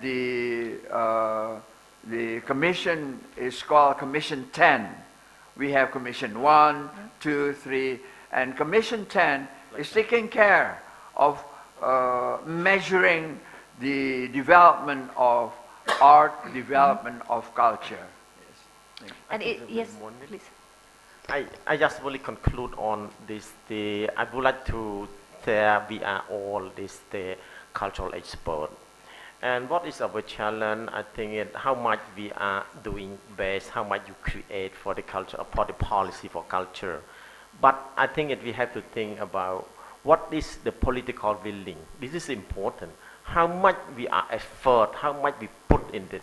Like in case of our Indonesia colleague, he said he just tried for 30 years. Also, we are all try, we are trying for develop, to protect and develop the artist freedom. This is how much we fought, but it depends on the political willing. If the political life for this, the section of assembly of 10 in Indonesia is not good explanation to the politician, to PMP, they will not going on. So if we are share the same like this, I think it's the big challenge is the cultural or the political willing. This is the big challenge. That's from me. Okay. Would you like to add anything, Ms. Hua? No? Okay. On the monitoring opportunities for civil society to contribute to some sort of a monitoring system? I won't press you, so if you have, yeah. No, I mean, as I have spoken before, that's always we have the consultation process, and we also have the mechanisms to enable not only the civil society, but any other citizen who can monitor the policies implementation. But it is true, there is a big gap between, policy formulations and policy delivery. And there comes questions of funding and budget. I mean, state budget. We cannot do everything with the state budget. So that's why in Vietnam, now it is a big question how to mobilize, resources from outside, from other stakeholders to develop, culture industries as well. And regarding, for example, I'm back to the point of mobility for artists. And I mentioned before that we, from the ministry, we support the mobility of artists. However, we have a very tiny budget every year. So we can only spend it for our national theaters only to accomplish our commitment with other governments. For example, through our governmental agreements with Cambodia, with Laos, or with Russia, or South Korea as well. But there is a big potential, out there from corporates. And recently, we can do some cultural exchange or big festival, thanks to the support from local authority from both sides and also corporates. And in Vietnam, for example, the Kum Ho Asiana or the CJ, they have some fund. So that's we look forward to diversify the funding. And one thing that it is very important as well for our non-state actors or artists to find funding for their travel. So they now, when we don't have any state-funded funds for that, they have to go for foreign funds, and they go to BC or they go to Danish embassy or Swedish embassy to have such a travel grant. But now when Vietnam become a middle income countries, all of the developed countries, they withdraw the ODA or the travel funds. So it is very, very difficult for independent or non-state artists now to travel. So, yeah. Thank you. I just want to return to our colleague from Bangladesh who I cut short before. So if you could in 30 seconds to a minute summarize your comments.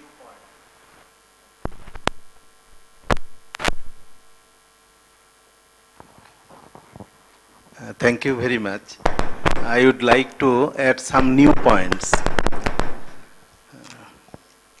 You would be happy to learn that our government recently enacted an act entitled Non-Formal Education Act under Ministry of Primary and Non-Formal Education.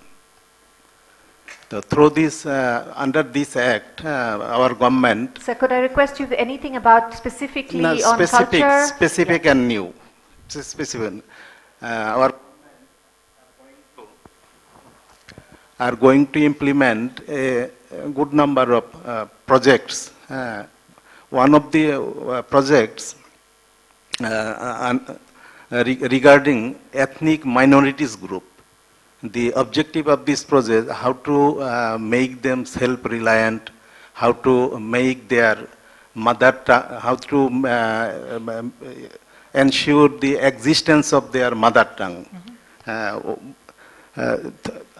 And under this project, government introduced institution tribal area where minority community are living. In order to existence their mother tongue, government decided to provide primary education, up to primary education through their mother tongue. And this is, I think, very important for the existence of the mother tongue. One, two, in our financial year, you know, our financial year starts from 1st July up to 30th June. During this period, government of Bangladesh announced budgets in which government allotted huge amount of money to help the ethnic minority group. And the only objective of these projects is how to ethnic minority groups to be self-reliant. Good number of money are providing them. Thank you, sir. We have run out of time for the panel, so maybe we can continue this after in the coffee break. One of the important... In 30 seconds, please. Through 1 minute. One of the important points, how to ensure the existence of our culture of the minority group, to establish cultural academy in the places where our minority community are living. In this cultural academy, the minority communities are exercise their culture, they can develop their culture, and disseminate this culture throughout the country. In this way, our culture is, day by day is going to be very enriched. On the whole, our government is very aware regarding our minority community and the culture of the whole people. Thank you. Thank you very much. Thank you very much. We're running out of time, so I think one thing we all agree on is that the gap between policy and practice in ensuring the status of the artist and artistic freedom is indeed very wide. And it remains to be seen in different cases how far political will, which you raised, and political openness will go. Thank you to our panelists for joining this conversation on a very difficult topic in the spirit of dialogue. May this be the first of many more forums where we can discuss these difficult issues, and long may we continue to serve art. Thank you. Thank you, everyone. We'll take a coffee break and we will be back at 4:30. Thank you, Selena. It was a difficult topic.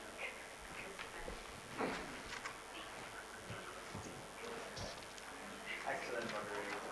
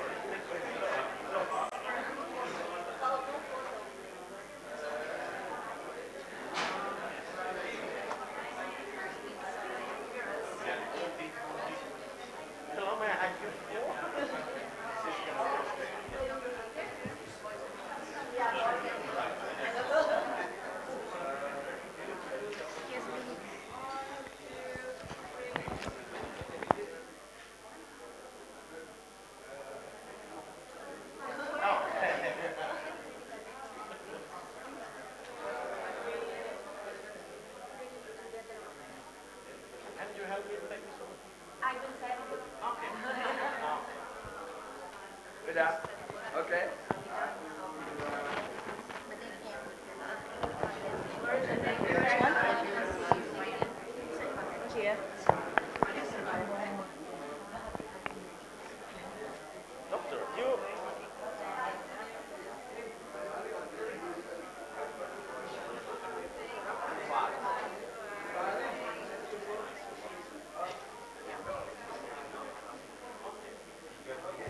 Masih full ya, cuman tadi nyalanya emang.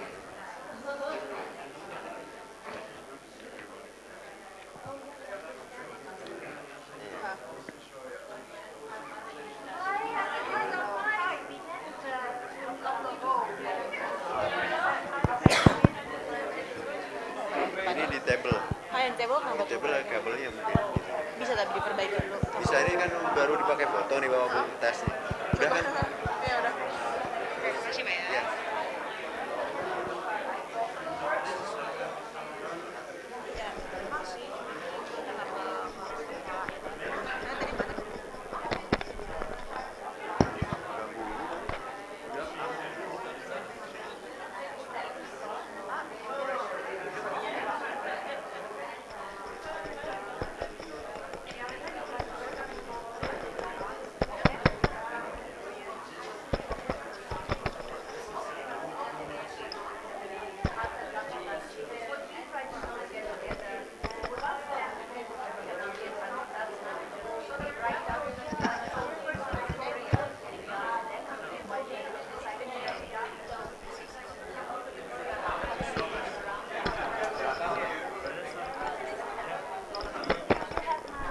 Tes.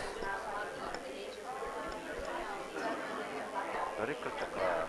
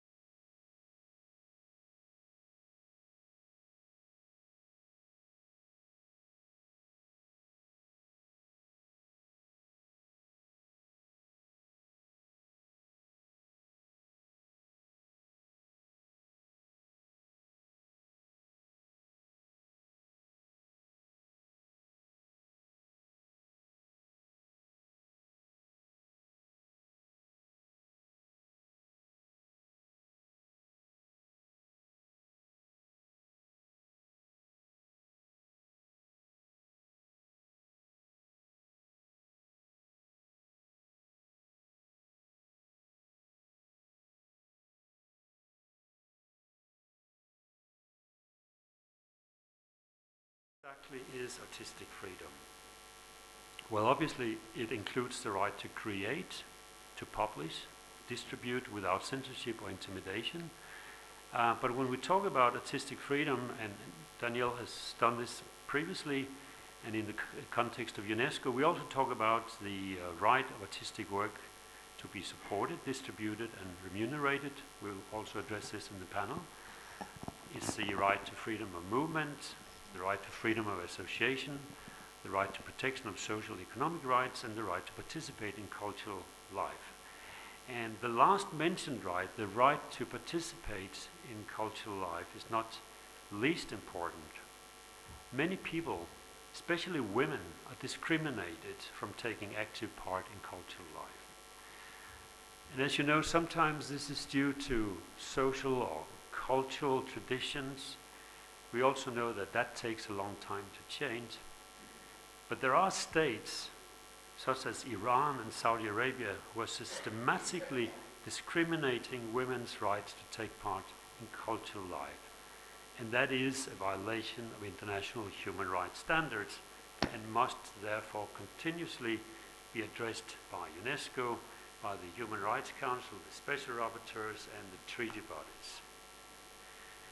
Let me also point out the artist's right to freedom of association. The freedom of association is violated in many countries, such as China, Egypt, and Cuba. In Egypt, the state-controlled artist syndicate decides on who is an artist and who is not an artist. And not only that, the syndicate have been giving policing power to censor artists. So you have registered artists censoring other artists. This is obviously totally unacceptable. It's a little bit like have a wolf protecting the sheep or an arsonist leading the fire brigade. When artists cannot create unions without interference, they cannot collectively address many of the problems they face, and these problems are multiple. Several countries are still not respecting intellectual property agreements, and artists, like any other skilled people, need protection for their social and economic rights. But artists in many countries, including several European countries, are now being challenged by unemployment legislations, and on top of this, lack of funding or even mind control of the funding. In March, we witnessed how President Trump, in his first federal budget plan, proposed elimination of the National Endowment of the Arts and the National Endowment of Humanities. And this tendency of attacking the arts by eliminating funds or controlling funds in so-called interest of the nation is unfortunately spreading like a wildfire. The 2005 UNESCO Convention and the Global Report Reshaping Cultural Policies explain very well how to promote and how to protect artistic freedom and diversity of cultural expressions. And without freedom, there is no diversity. The Global Report outlines how state parties can and should promote and monitor the convention, and it clearly states that international and national legislation related to human rights and fundamental freedoms should promote both artistic freedom and the social and economic rights of artists. And the report also provides a framework of core indicators for the implementation and monitoring. And let me also point out that the 2005 Convention provides a unique policy framework to implement Goal 16 of the UN Sustainable Development Goals.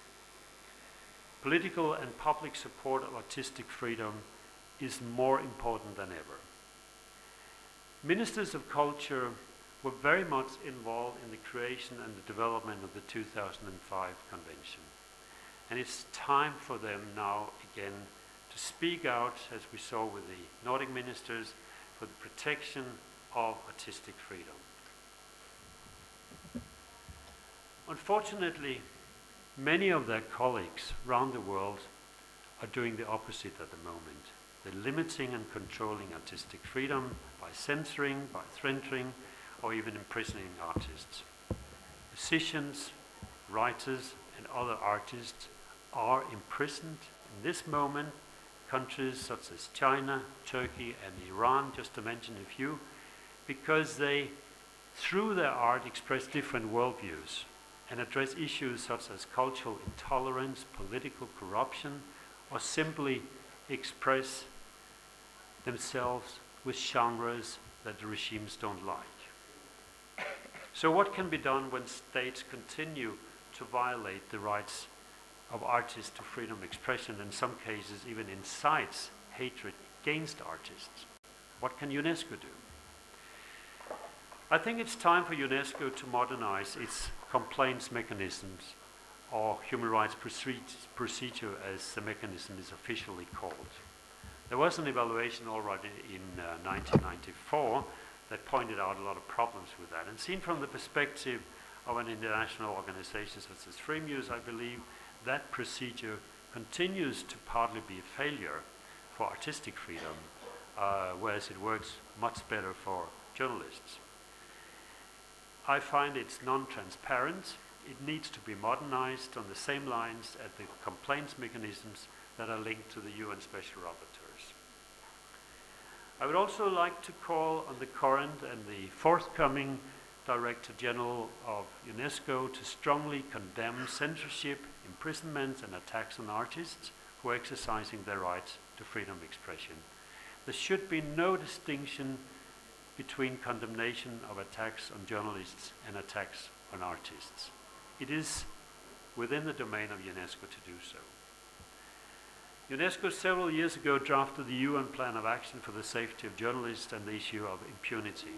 And the UN General Assembly adopted Resolution 68163 on the safety of journalists and the issue of impunity.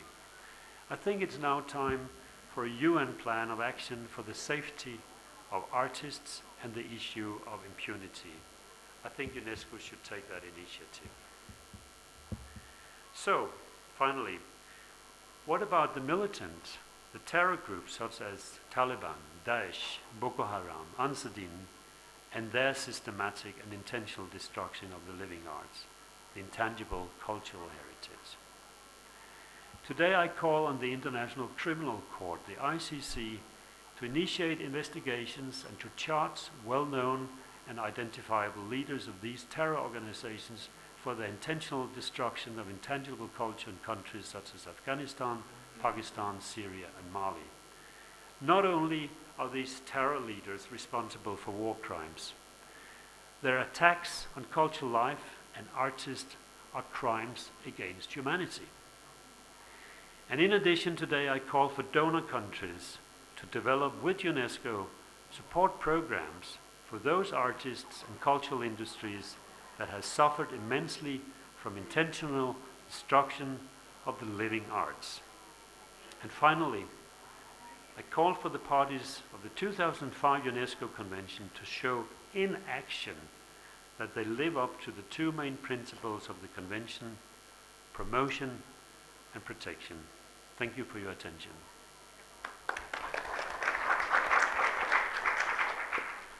We will now continue with this very distinguished panel. And rather than me sitting presenting each of you, if you could just, with a few words, tell a little bit about yourself before we get into the real issues. Hi, I'm Shahidul Alam. I'm a photographer, writer, and a curator, but I see myself as an activist. I'm based in Bangladesh. I got it. I'm Rahul Chitela from India. I'm an independent film director and producer. My name is Q from Korea. I am a cultural practitioner, producer. Now I'm working UK Korea Citizen Festival, creative director. Now let's start with one of the, let's say, not so highly tempted issues. Let's talk about mobility issues. From your experiences, could you come with some concrete examples how the problems with mobility and visas affect your work and the cultural industries as such? Would you start?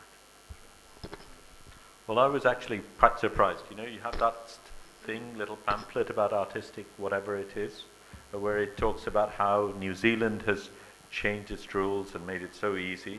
Well, I am the international curator for the Auckland Festival, which is at the end of this month in June. What I had to go through to try and get a New Zealand visa is absolutely remarkable. It included getting a police verification. It included all my bank statements. Despite the fact that someone else is paying for it, I had to reveal a huge amount of data to the New Zealand government, which I'm not comfortable with. New Zealand does not have an embassy in Bangladesh, so I have to then send my passport to India. So this is me having to send my passport and all that information to them. And then that whole thing, and I went in December to do a recce, and then I was going to do, I'm hoping to go end of this month to actually set up the show. I couldn't get a double entry visa, so now I have to apply again, and it's $160 each time. And of course I have to go through police verification and all those sort of things, as if my whole identity has shifted in the last couple of months. That's there. The UK charges 63,000 taka for a visa for a Bangladeshi. That's roughly $900 US. Wow. A lot of money for a Bangladeshi who wanted to go to the UK. These are the way it goes. Most countries, many countries have embassies in Bangladesh, but many of them have them in India. So you have to go to India. You then need to get a visa to go to India, stay in India, spend the time, if you get it. And of course, whether you get a visa or not for India depends upon how India perceives the work that you do. And because right now India has been propping up our unelected government, if you question your own government or question India in the process, then going to India itself becomes a hurdle. So that's just one of the things. But as a Bangladeshi, I pretty much need a visa to go to the toilet. So I've accepted this as standard practice. And a lot of people tell me, well, you know, you lived in Britain for so long, you know, you could get citizenship. Yes, I could get. I'm entitled to get citizenship for Britain. Why would I want to swear allegiance to the Queen because of my convenience? I mean, that's what's being suggested. Yeah. You swear that you will fight for the Queen and country because we'll make it easier for you to get a visa. But that's what's accepted of me. But to cut it short, by and large, there are two elements. One is which country, whether they accept you or not. The other is whether your own country supports you in the process or not. And if, as an artist, you are critical, which is what you should be in the first place, then you're squeezed in the middle. Last year, my partner and I, we were going to give a talk on human rights issues in London because I happen to have a residency status in Britain, so I'm not paying $900 every time. But she got refused to get a visa, and of course, when one reads her writing, one knows why that happens. And I would like to bring up your very nice introductory text, but I do have issues on certain areas. Of course, when we talk of ISIS, when we talk of Daesh or Taliban, and we critique them, I'm fully with you. But when we talk about terrorism without mentioning Blair or Bush or Obama, I have a serious issue. Because I think when we talk about all these sort of things, the biggest terrorism, the biggest threat to humankind today is imperial aggression. And I think it's a serious problem if we dissect it and clinically accept that those are the terrorists and others are not. Sitting in a country like Bangladesh, I'm far more terrorized by what the United States does than I am by what's happening by any of the other countries. So that's where I come from. Yeah? And we'll come back to that, because I think when we come back to talk how conflicts affect artistic freedom, let's address it there. But right now, if we continue, if you want to add something on the mobility issue, so we'll take issue by issue, although they're interlinked somehow. Well, to be, in 2000 and 2011, we made this film called The Reluctant Fundamentalist, which was based on a Pakistani novelist's best-selling book. And we converted that into a film, and to record 2 songs, we had flown down from Bombay to Lahore, because this particular singer lives in Lahore, and we just had 2 days to record with him. And I have a Lahore visa on my passport. Since 2012, every time I've applied for a visa to any country, including the United States, United Kingdom recently, Australia, any country, they've always asked me the reason for me to travel to Lahore. But I must say, because I'm an artist and because I'm a filmmaker, I get it much easier. I get the visa much easily as compared to a normal man who has the right to go to a country like Pakistan, because all Pakistanis are not terrorists, all Lahoris are not indulgent in terrorism. So it's much easier for artists to get visa, because it's like they've already bracketed us in the elite club. So as much as I do get questioned as to why I went to Lahore and why I went to Pakistan, I do have my reasons, and they're accepted much easily. You? In terms of, logistic, technical ways, I don't think we had a big problem, but there are some examples, some religious region, also national government checking all our kind of scripts, and also, again, also the foreign entertainment tax issues. For example, when we sort of performed in Iran, we presented our work in Montreal. So a programmer came to see my work, and then they invited us. And then 2 months before, after we get a contract, they sent sort of long email. You cannot show the sleeveless. You have to wear all the hijab, and for the female actors. So we had started a big argument.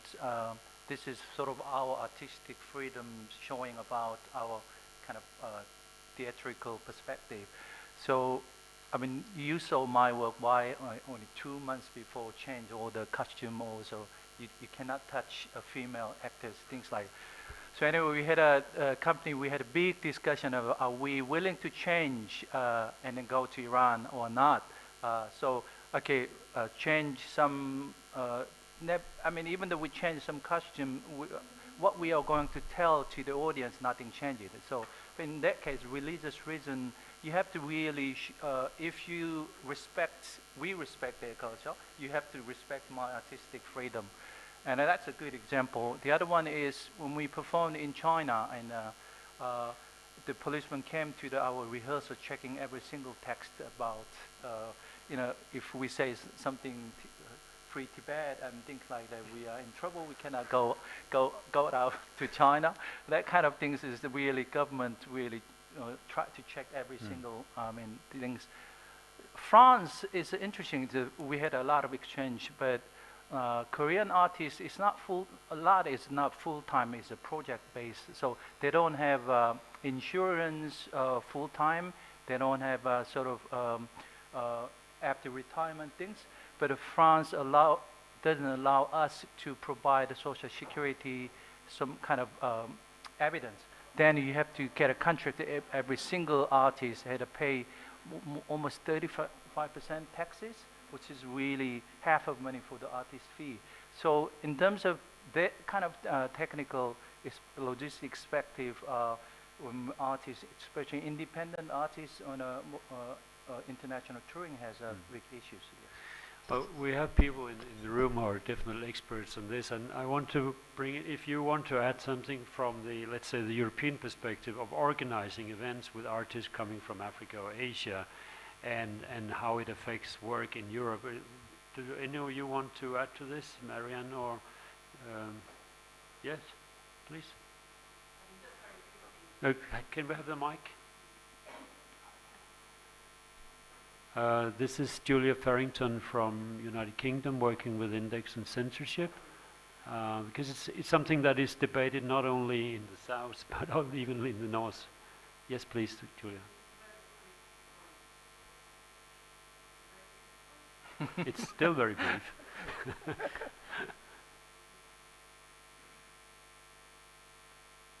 That I also produce quite a lot of events, and if you are going to bring performers from different countries. It just puts a huge amount of insecurity over your planning and your programming. I mean, it's a very obvious thing, but you know, it can be that at the last minute you have to reprogram or you have to cancel events that you might have been planning, and that is pervasive, I think. Could you hand it further to Danielle? Because I want you to qualify us a little bit, Danielle, on this issue. She's sitting there. Can I add, and then you can qualify on both of us. This is Marianne de Vleek. Thank you. I think that because of the migration fear in the European countries, it's getting increasingly difficult to invite artists from other places. And if we're going to criticize governments for not adhering to the convention that they've ratified, I think we should also take the Western governments to task for this too, because they're certainly not giving preferential treatment. They're certainly not promoting exchange between North and South. The political fear and the fear of politicians for some vast citizen, you know, panic about migrants is really impeding that interchange. And Danielle, the reason I wanted to put the microphone to you is that Marianne mentioned now preferential treatment, and maybe not everyone is aware that in the convention there are specific mentioning of preferential treatment. Could you just talk a little bit about what that incorporates in regards to mobility issues? Sure, I'm glad that you said that, because I was wondering what you wanted me to qualify, in fact. Preferential treatment is actually a trade term. So this convention was the very first time that this terminology, preferential treatment, was used in the culture sector or in a culture legal instrument. And what does it mean? It means that the developed countries, I'm just using terms now because I don't like this developed, developing where the money is. Dichotomy. We're using more now global north, global south, but that also is not very sufficient. But sorry, those are the words I have at hand right now. But governments from the global north are supposed to open up their marketplaces, provide access for artists and cultural professionals from the global south to be able to work and have access to audiences in the global north. Now, how is this supposed to be done? This is something that we are working at defining in more precise terms, but visas, as you've mentioned earlier today, is something that is one of those measures at the top of the list. That means reducing the costs of visas, providing for something like an artist visa. There are certain regions of the world, like in Mercosur, where they've started to talk about an artist visa to promote mobility of artists within the Mercosur region. This has not happened yet from the accounts we have heard recently. The same is the case in East Africa.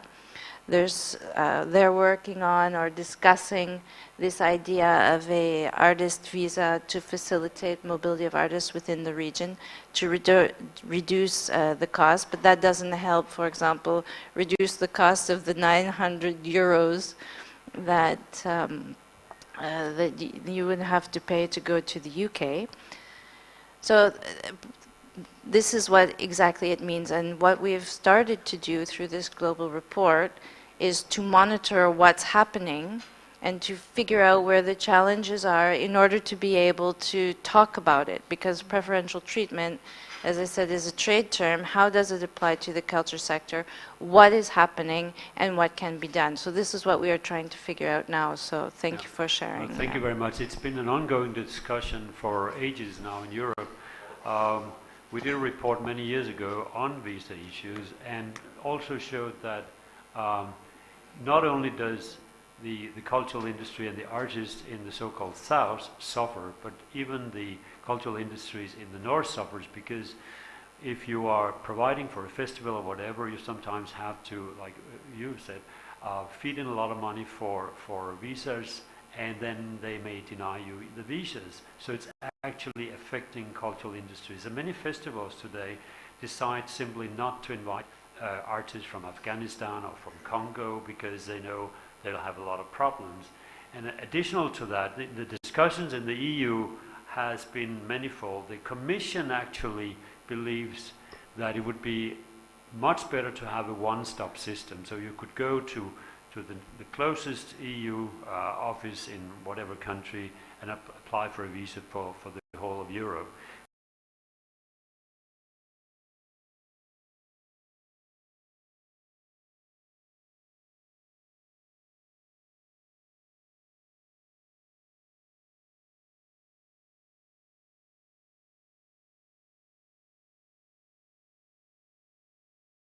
What is more sort of contemporary value is more important. What my national identity value for me is sort of important. That's why sometimes national identity people sort of misunderstand the nationalism. So that gives really good image of Korea, bad image, sort of difficult darkness of Korea. That's not Korea. I don't think so. So it's a really fine boundary how you sort of show national identity. So that's a sort of...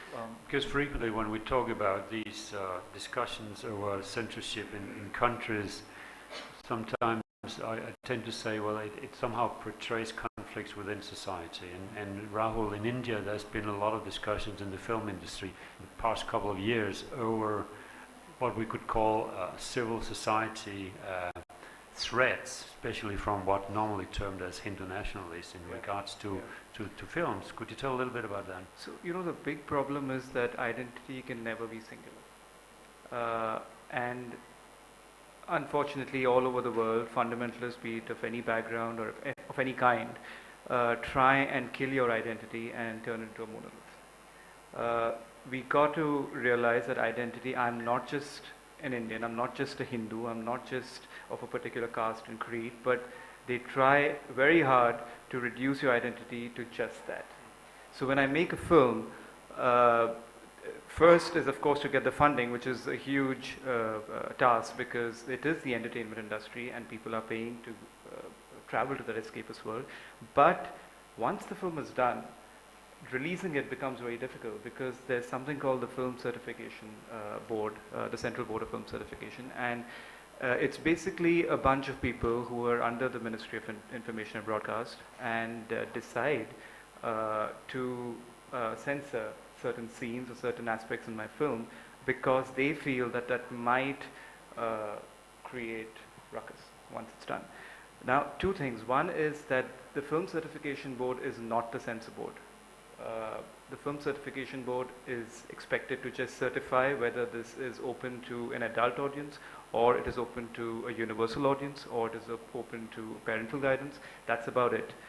But once they start asking for censoring certain aspects of the film, you don't, because we're dealing with high budgets and little time, we don't really have the time to go against them. Because it's not just me as a filmmaker, it's also my distributor, it's also other people who worked in the film who are at stake. Although I must say that and the censoring issue has happened since quite some time. I know that in the 90s, there was this film called Bandit Queen that got released, which was about a young girl from a small village in India who became a dacoit. And she came from a really low caste, but she went on to killing people because she was suppressed, and she eventually became a politician. Now that film was banned by the government and by the certification board, but the filmmaker didn't give up. He fought. There's something called the tribunal, which is a board of people who are above the certification board, who study your appeal, and they may or may not give you the permission to release the film.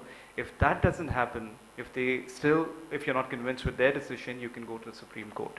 And Shekhar Kapoor, who was the filmmaker of Bandit Queen, he did go to Supreme Court, won the case, and eventually released the film. What is fascinating is that the film went out to become a massive hit. So it's not like the audience doesn't want to watch these kind of films. It's not like the audience is going to create this ruckus. The problems are always by people who want to reduce your identity to one particular thing, and more often than not religion in India. But the USP of India and the biggest advantage is its composite culture. The interesting thing about censors is that sometimes they go much further than their mandate. Yeah. And it's, what is difficult in our industry, if we can call that the human rights industry, is to actually get the regulations. I mean, it's difficult to argue against something when you don't have the regulations. Now, for instance, in South Africa during apartheid, there was a system with rules. So, for instance, the South African Broadcasting Corporation had 12 rules for regulating every single lyric or music. And all the products that were banned in South Africa, I mean, it was a terrible system. But to understand the architecture and the minds of a system, it's interesting to study, because every single T-shirt, every single record, book, poster, whatever that was banned was also registered. So you could actually look into the files. And only when you could look into the files, you can open a discussion, or in that case, you could actually go to court. But in many countries, you can't do that. And so to get this mechanisms of censorship transparent in itself, although it's, in my view, is illegal to do pre-censorship or post-censorship unless it violates the international human rights standards. But at least it's a start to start discussing how things are being censored, because in the mind of the censor has to understand the political landscape, and they will always be a little bit more aware. So they will rather censor than not censor. In Bangladesh, and in regards to what we talk about, national identity and censorship, you must have quite a few perspectives you could add to this. Yeah. One of the things that comes up when we do our festival, one of the absolute no-nos we have is there is no editorial control by the sponsor. And sponsors, if they come on board knowing that that's the case. However, despite all that, with the government, every time we've had it, they've sort of said, well, we need to make sure you show Bangladesh in a good light. The term that's used is Bhab Murti, you know, the image of Bangladesh, how you present Bangladesh. And of course, they're the guardians of this image, so they decide how that is. One of the things that's happened, which is perhaps peculiar to Bangladesh, is 1971. Bangladesh was born out of a very bloody and relatively recent war of liberation, and the present government had an important role to play in that war. But now they're milking that to its maximum. So you've got a situation where everything, if you, in whatever thing, you know, you disagree with the education policy, then you must be a war criminal. You think that marriage of underage children, girls, isn't right, you must be a war criminal. There's this very binary situation where either you support the government or you're a war criminal, which makes it very problematic to maneuver. And the reason this is happening, this is my perspective, is that we have an unelected government. The unelected government, therefore, is very vulnerable, and it requires propping up. So it uses every arm of the bureaucracy, the security services, whatever, in a very violent way to prop up what essentially is a government that doesn't have the right to be there in the first place. That includes India, because India has been very supportive of this government and has contributed to its getting elected. So Indian decisions become far more important than our decisions because they influence their thing. The other thing is, it comes to national identity. The gentleman there talked about how they're doing all these things for ethnic people. Well, I just mentioned the fact that that one single film, which is about minority languages, got banned, but the fact that there is military occupation in the Chittagong Hill Tracts, a little bit like what's happening in Kashmir in India, for instance, is something that is bizarre and doesn't come up, doesn't get discussed. The last foreign minister of Bangladesh actually decided that there were no indigenous people of Bangladesh. So in one sweeping statement, she denied the existence of this entire minority community. Mujib, who was the father of the nation, at one stage made a famous statement saying, Tora Bangali hoya, you become Bangalis. Now, yeah, I can change many things about myself. I cannot change my ethnicity, I cannot change my race, but this is what is expected. In terms of this national identity, everyone is required to confirm. I don't want to end in a situation where we sit talking here, then there is 7 minutes left for you to add comments. So I would like to suggest that the issues that we have addressed so far, if there are any of you who want to add something or put a question on this, then do it now, and then we'll move on to other issues. Don't introduce a new issue, please, but in the issues we've talked about, anyone who wants to add, comment, question. Yes, please, Diana from Arterial, which is a cultural and human rights network in Africa. Talking to mobility, just to give some example that we have in Africa. In Benin, for example, some artists get a diplomatic passport, so they are allowed to travel with the diplomatic passport, and that helped the artists to travel. But even though, for example, you had the Index on Censorship invitation last time, and they invite a lady from Benin, her name is Zainab. She has the diplomatic passport, she has the note from the Ministry of Foreign Affairs of Benin to apply for a visa.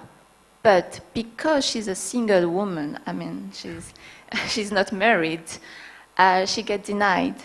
She didn't get her visa, not because of the artist statue, but more because of her situation as a woman. That's also something on mobility. The good point in some region, like East Africa community or the West Africa community, is like the citizen in that region can travel easily. So it helps the market, but it's only in that region. But if, for example, a southern South African artist wants to travel to Mali, he needs to apply for a visa. And if he has another festival in Ivory Coast, he needs to apply for another one. In East Africa, you can apply for one single visa and you get access to Kenya, Rwanda, and Tanzania, I think. So that also can be a good example in terms of mobility. In terms of funding, in Africa, the Ministry of Culture has a budget, but it's more for the function of the minister. It's not to fund projects, but it's more to pay the salary of the people working in. Most of the festival and the institution like us, we get funds from Global North, as it is, as you said. But now we decide also not to wait for the government to fund, but also to find another way as an artist to contribute to our own work. And another point is the sponsorship. Yes, it's true that sometimes they don't ask a lot in terms of what the return of the investment. But in some countries, for example, for MTN bushfire, the now is becoming MTN. The bushfire is just another name. And we get a lot of funds from for the private sector, just to give different story. Yeah. Right. Thank you. Anyone who wants to add more to this part of the debate? Okay, because then we could move on to the complexity of what we could call global domination or commercial interests in regards to artistic freedom. It links also up to how the whole convention became a convention. I mean, it started with discussions over arts and culture in the trade system under the WTO, and many of you would remember that, especially France wished to introduce what they call cultural exception, that countries should be able to support financially their arts, and they should also have the right to do quota systems. So there was a lot of fights about that, and it's sort of regulated now under the convention that you have that right. But on top of that, we have a global system of corporates who are sort of living in their own world, and they're not part of any convention. So sometimes we talk about the new possibilities through globalization and internet, but there's certainly also challenges. Q, from your point of view, what are major challenges, seen from your perspective, not necessarily from Korea, but as you as a curator and artist yourself? Yes, I mean, I'm a practitioner, so there are always challenges. Whatever I receive funding or whatever I don't have funds and things. So for me as a practitioner is globalization situation. What I have to make a constructive way rather than complaining, so I don't think I can change government policy, also globalization. How can we, as an artist, change? But we can influence. We will show different way of, alternative approach. So I think so. That's why I mentioned about nationalism or globalization, or the market oriented or outcome oriented. So I think last 4 years we had a sort of pilot project. It's basically when I met Marianne, it's a good model about ITM. Because so much driven by government, so much sort of national funding is how we make a transnational or cross-cultural network to supporting kind of emerging mid-career rather than established artists. So, kind of supporting in Asian, we call the Asian Produce Platform, so supporting 40 Asian, sort of understanding local context, research, because producers also need to understand the local context rather than only artists. Artists, producers, how nexus together, things like that.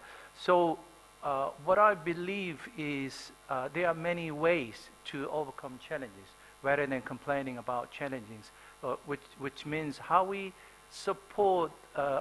This is really shame. I didn't know about UNESCO Convention 2015. It's the first time. There are many ways. Also, the other way, what I want to say is, when we had less kind of mobility in domestic Korea, we had an international colleagues support our work. So when we had a Gwangju Democracy Uprising project, 2 Japanese contemporary museum commissioned us. We worked together. We just did 3 weeks in Korea, but has 2 months in other countries. Things. So how you build up your own network, how you became sort of trust-based or artistic freedom-based, build up your network, how you cross-cultural, transnational perspective, you can see the future rather than me, my country, complaining government system. So that's a sort of, for me, as a practitioner, really important. And also UK Korea season is a government money. Also stakeholders, many UK kind of sponsors, Korean sponsors really interested in very classic high London Symphony Orchestra and Wayne McCreek. It's easy to selling. Where the younger generation capacity building, the agenda about art and disability, LGBT, also city, explore different way. There is no one raise a hand to support. So also leadership as a practitioner is important. How you support new boys. So I don't.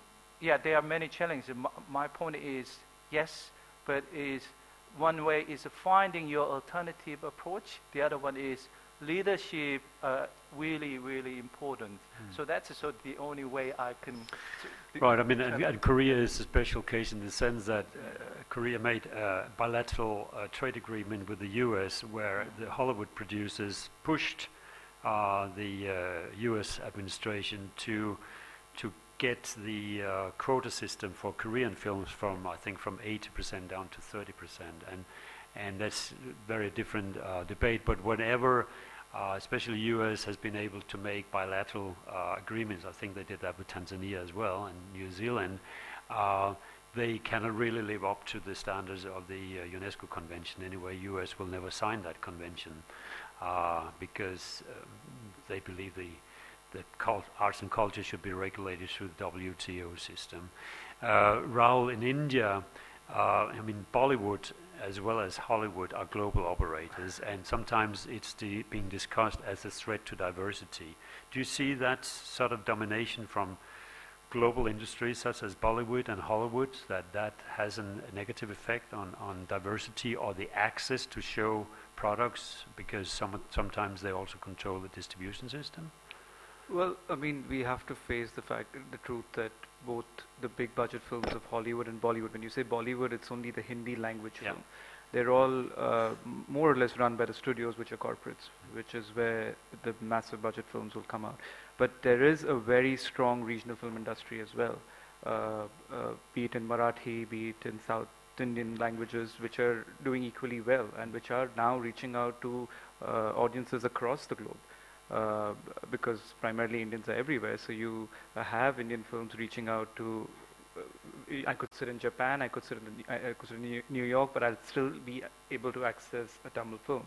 Also, with Netflix and Amazon and all these online portals and YouTube, it becomes so easy for me to make a film however I want, in whatever language I want, about any topic that I want to, without any censorship, and upload it online. The budgets are much lesser, and freedom is 100%. So, I mean, I keep saying filmmakers, artists, but especially filmmakers are like those adamant kids who find their way. There's no way you can stop them. They'll just find their way. We see that Iranian filmmakers, definitely. Absolutely. Smuggling out films. From your perspective, this debate about globalization, domination. I'll give you some specific examples. We had a human rights portal called BanglaRights.net, and within which was supported by FCO, the Foreign and Commonwealth Office. And during the invasion of Iraq, there were several articles which were very critical of the invasion of Iraq. And a woman from the British Council, I wasn't in the country at that time, contacted our webmaster to say, well, maybe those pieces needed to come down because it could affect future funding. Of course, he being, thinking about the organization, did it. Once he told me, I said, please put them back up again and write me an email saying that this is what had happened. So, of course, I then wrote to the British Council to say, can you please explain your funding policy? And suddenly the whole, oh, no, we're not about censorship and whatever. But in fact, funding did stop after that. That's another one. USIS, there was the director of USIS wrote to me with CCs to several people saying, considering the position you took towards the visit of President Clinton to Bangladesh, we'd been very critical during Clinton's visit. I'm surprised that you should think that the USIS would collaborate with DRIC on anything. And I have that in print. Much more recently, when we did this festival, Chobimala, of course, a similar thing happened with India, because we had shown photographs of beautiful work by children of sex workers who produced this exhibition, but the Indian embassy felt that that was not the right portrayal of India, so they withdrew their funding. That happens. In the Canadian case, this is very recent, we wanted to get Larry Towell, a very famous Magnum photographer, and when we approached them, said, well, we don't have a cultural budget, but we have a human rights budget, which is okay. It was largely about human rights. They agreed to support him with the little suggestion that he talked about Kiev, which was okay by us. He'd done good work in Kiev. But then came the statement, but he mustn't talk about Gaza. So this was the previous Gaza. Those are the things that happen. Now, the interesting thing is, and I feel, and you need to correct me if I'm wrong, that these same governments would never have the gall to make such statements in their own country. But in a country like mine, where there is this patron-client relationship, and we succumb to it in some ways, they feel they can do that. They can get away with ridiculous positions and statements where they would never be able to justify. And the problem is partly ourselves. We accept it, we do not question it, we do not challenge it, and we do not take these people to task, which we should do at every point. We're not going to talk a lot about how governments are censoring. It's already in the reports, and I already talked about that. We could talk for days about that.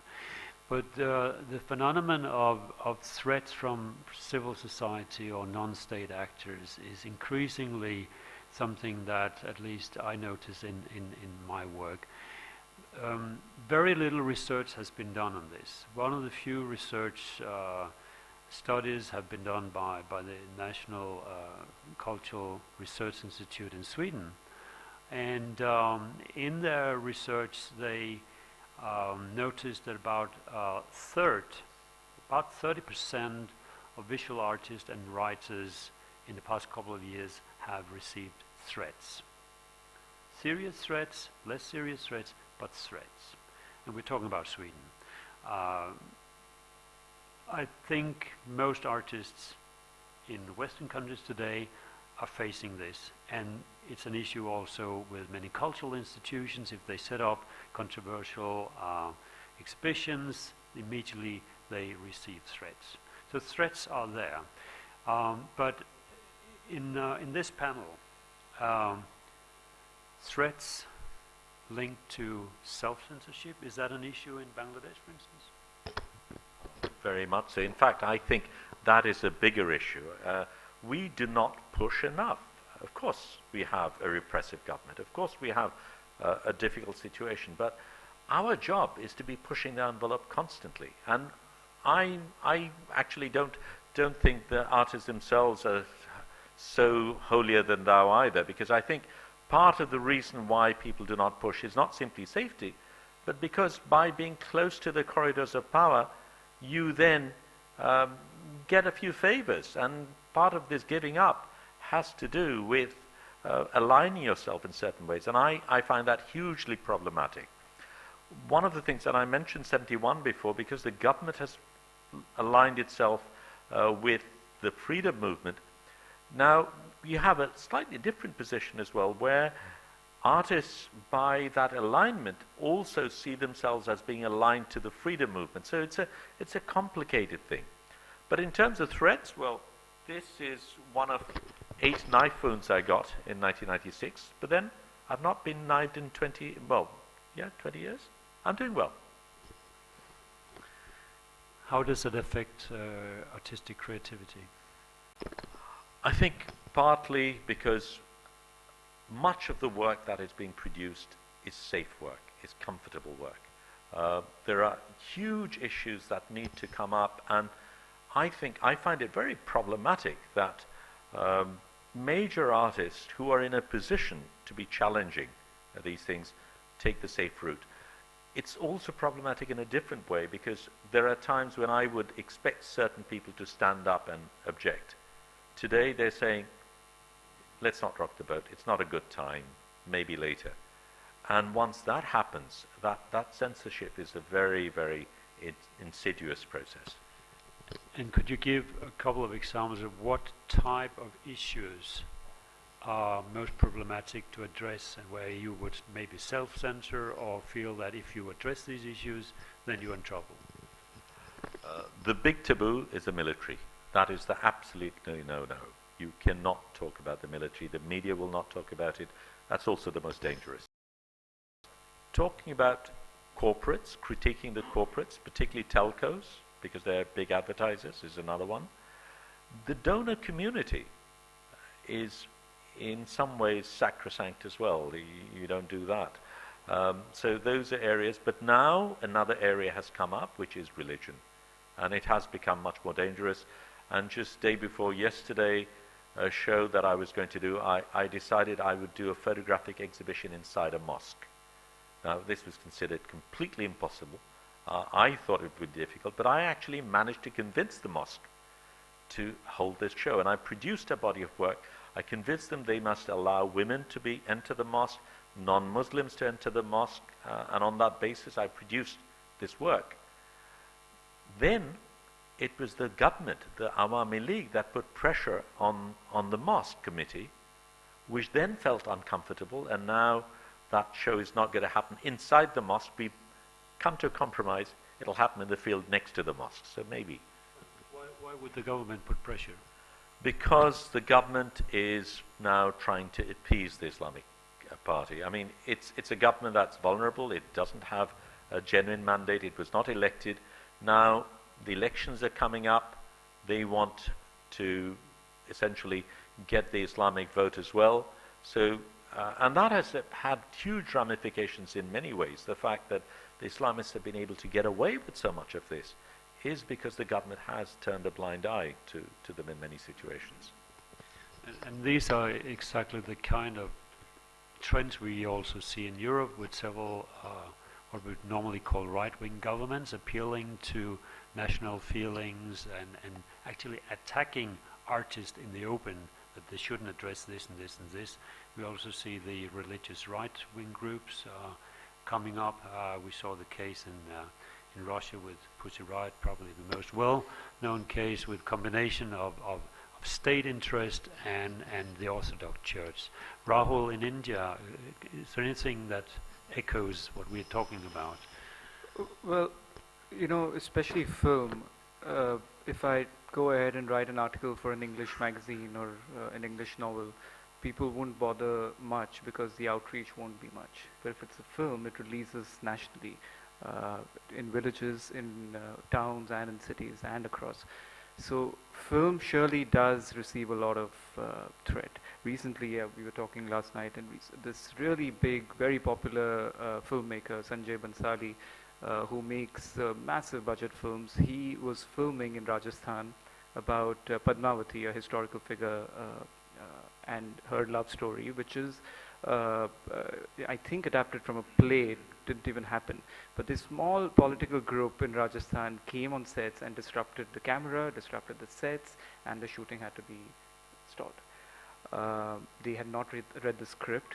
Sanjay was filming quietly, and he had all the permissions from the local police and the local bodies, but still the shooting had to be stalled.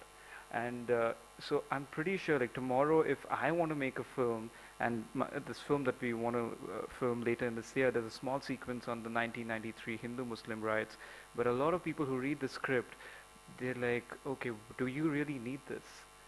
Do we want to show this? That is surely, and if I want the money to make the film, I have to keep in mind as to how I'm going to show that particular scene. So for sure, there is self-censorship while I'm writing, while I'm shooting. Q? You want to add something to this? No.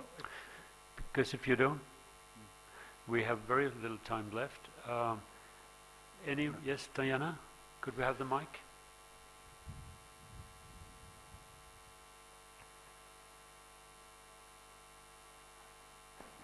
Sorry, just the one interesting case that I want to share with you in terms of the globalization as well. In Kenya, I don't know if you remember, in February there is a video clip published on the YouTube, and the Kenya Classification Board decided to ban the video clip because it showed the LGBT. And the LGBT, according to the Kenya law, is against the cultural value. We talk about national value, but it's it's the same issue. And because it was published on the YouTube, the Kenya government cannot ban it properly. So they asked the Google to stop it. And that was a little become an issue in somehow, because Kenya was really upset, like Google need to stop. And Google replied that YouTube doesn't belong to them. It's an independent platform, so it's not their responsibility. They don't have the authority to do that. So that's also an interesting case that happened in Kenya. In terms of self-censorship and the cultural policy, most of the time when you read the cultural policy in country, is to promote the culture as a development tool.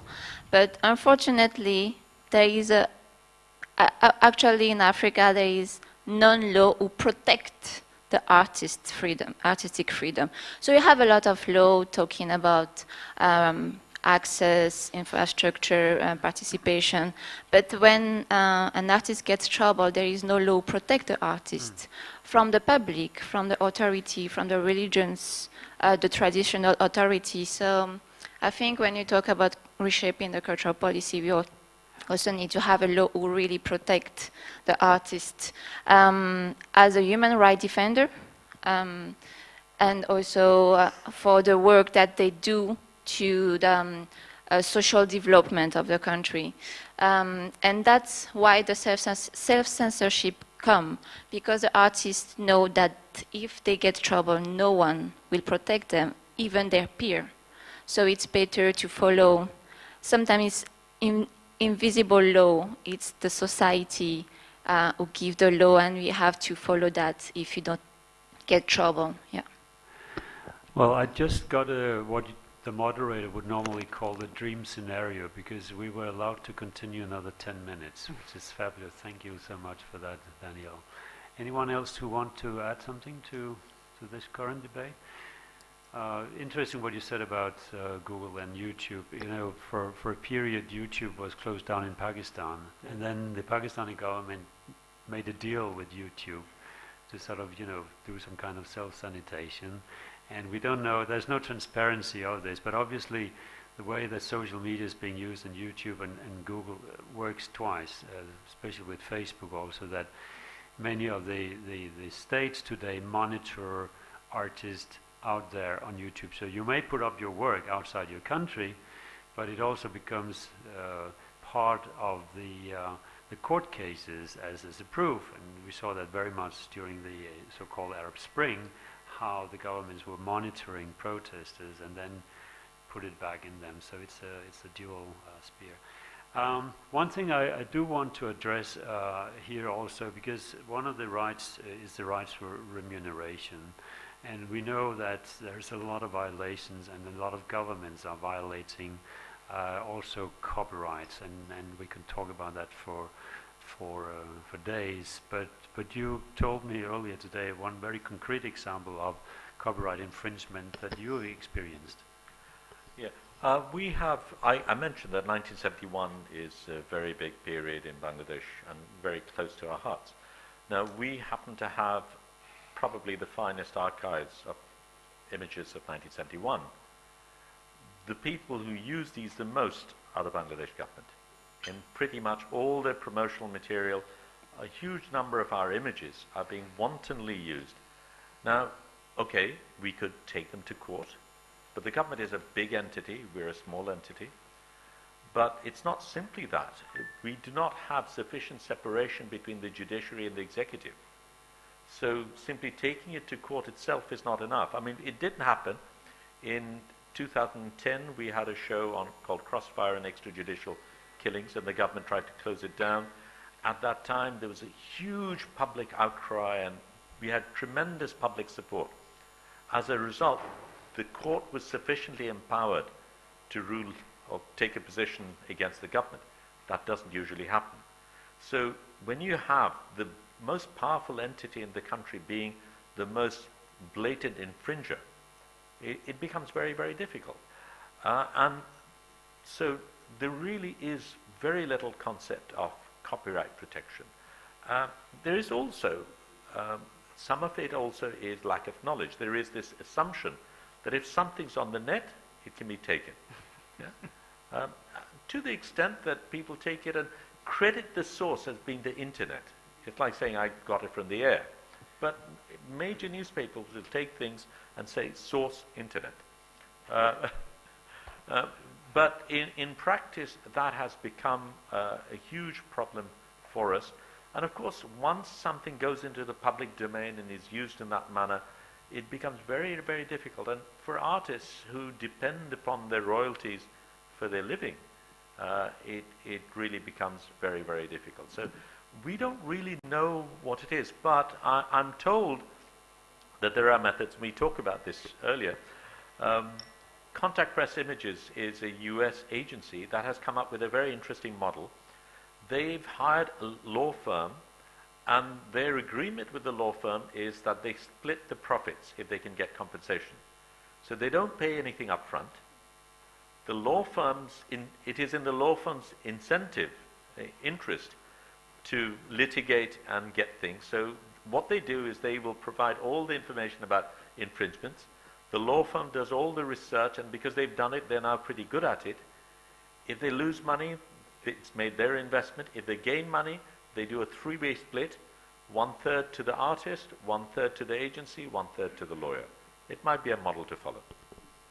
I would actually like to come back to one issue when it comes to threats, and that is, if you, as an artist, about it, because there's been some quite positive recognition of the importance that actually there is something capricious about the way that the police operate, that they are exposing themselves to potential judicial review. So there is a sort of political structure in place around this, that an illegal structure that they are very conscious of, and they are very open at this stage to having a conversation after the new order stepped down and the reform era, but we don't really know when it's applied until it's happening.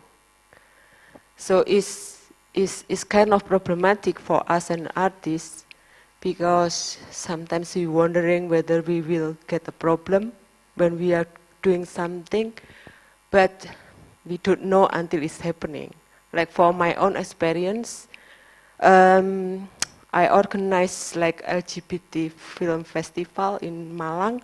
It's a small town in East Java, and actually it's become a problem because it's a kind of pressure from some of organization, because it's a sensitive issue, and all the cultural center who's projected the film is also got a problem. But then we become a mediation between the Jakarta Art Council and the representative of those community leader. Right. So the censorship actually is, I would say now is getting more freedom for us to express our opinion and perspective through the arts.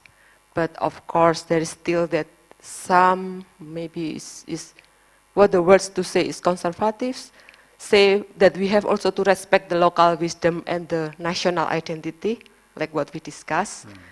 Also to maintain the good names of the local Indonesian or something like that. So it's kind of dilemma whether we want to voices what our opinion as a personal, or to maintain the national identity as one of the citizens. And we previously also heard the problem of addressing religion or non-religion. Yes. Right. It's quite a sensitive issue when we come to this religious issue, particularly these days. For me, I come from the Indonesian Chinese family, so it's always not easy for myself as a minority, but I'm obsessed with the issues as an identity. So I'm glad also to come here when I heard about national identity. I read Amin Malouf, what the elements to shape us as a person, either political identity, like Indians speak Hindu or something. Like for me, I don't speak Chinese at all, but I was born. To stop here before I invite Danielle back to finalize this session. But I hope this has been at least a start, and please continue discuss amongst each other and with the panelists, because there are many issues that could still be addressed. So first of all, thank you very much to this great panel, thank you for those of you who stayed. We know who left the room, and we noticed. We will take notes. We will take notes. Danielle, will you say a few words at the end here? You will? Oh, I can. Okay. Well, in that case, I should probably put forward my thanks and gratitude to UNESCO for hosting this, to Denmark for funding it, and mostly for all of you who came here, who are all experts in this field. Certainly, the discussions will continue tomorrow. Some of the people who are here will also discuss how UNESCO can move on with the convention on training modules in regards to artistic freedom. It's certainly one of these issues that are very controversial worldwide today. And the risk is, of course, that we stereotype countries or cultures when we say these people do this. I apologize if I did that. I would love to discuss that further. I agree on your analysis, but that's a different point. But we must be able to talk about it. And I think there's been some openings today that we can discuss it. I'm very happy that the Vietnamese delegate stayed on because we need to be in the same room. We need to be able to talk about it. We don't have to be, I mean, we don't agree on anything here. Probably we'll have a lot of disagreements on many issues if we talk. But we have to have that dialogue. That is important. So thank you very much and have a great evening.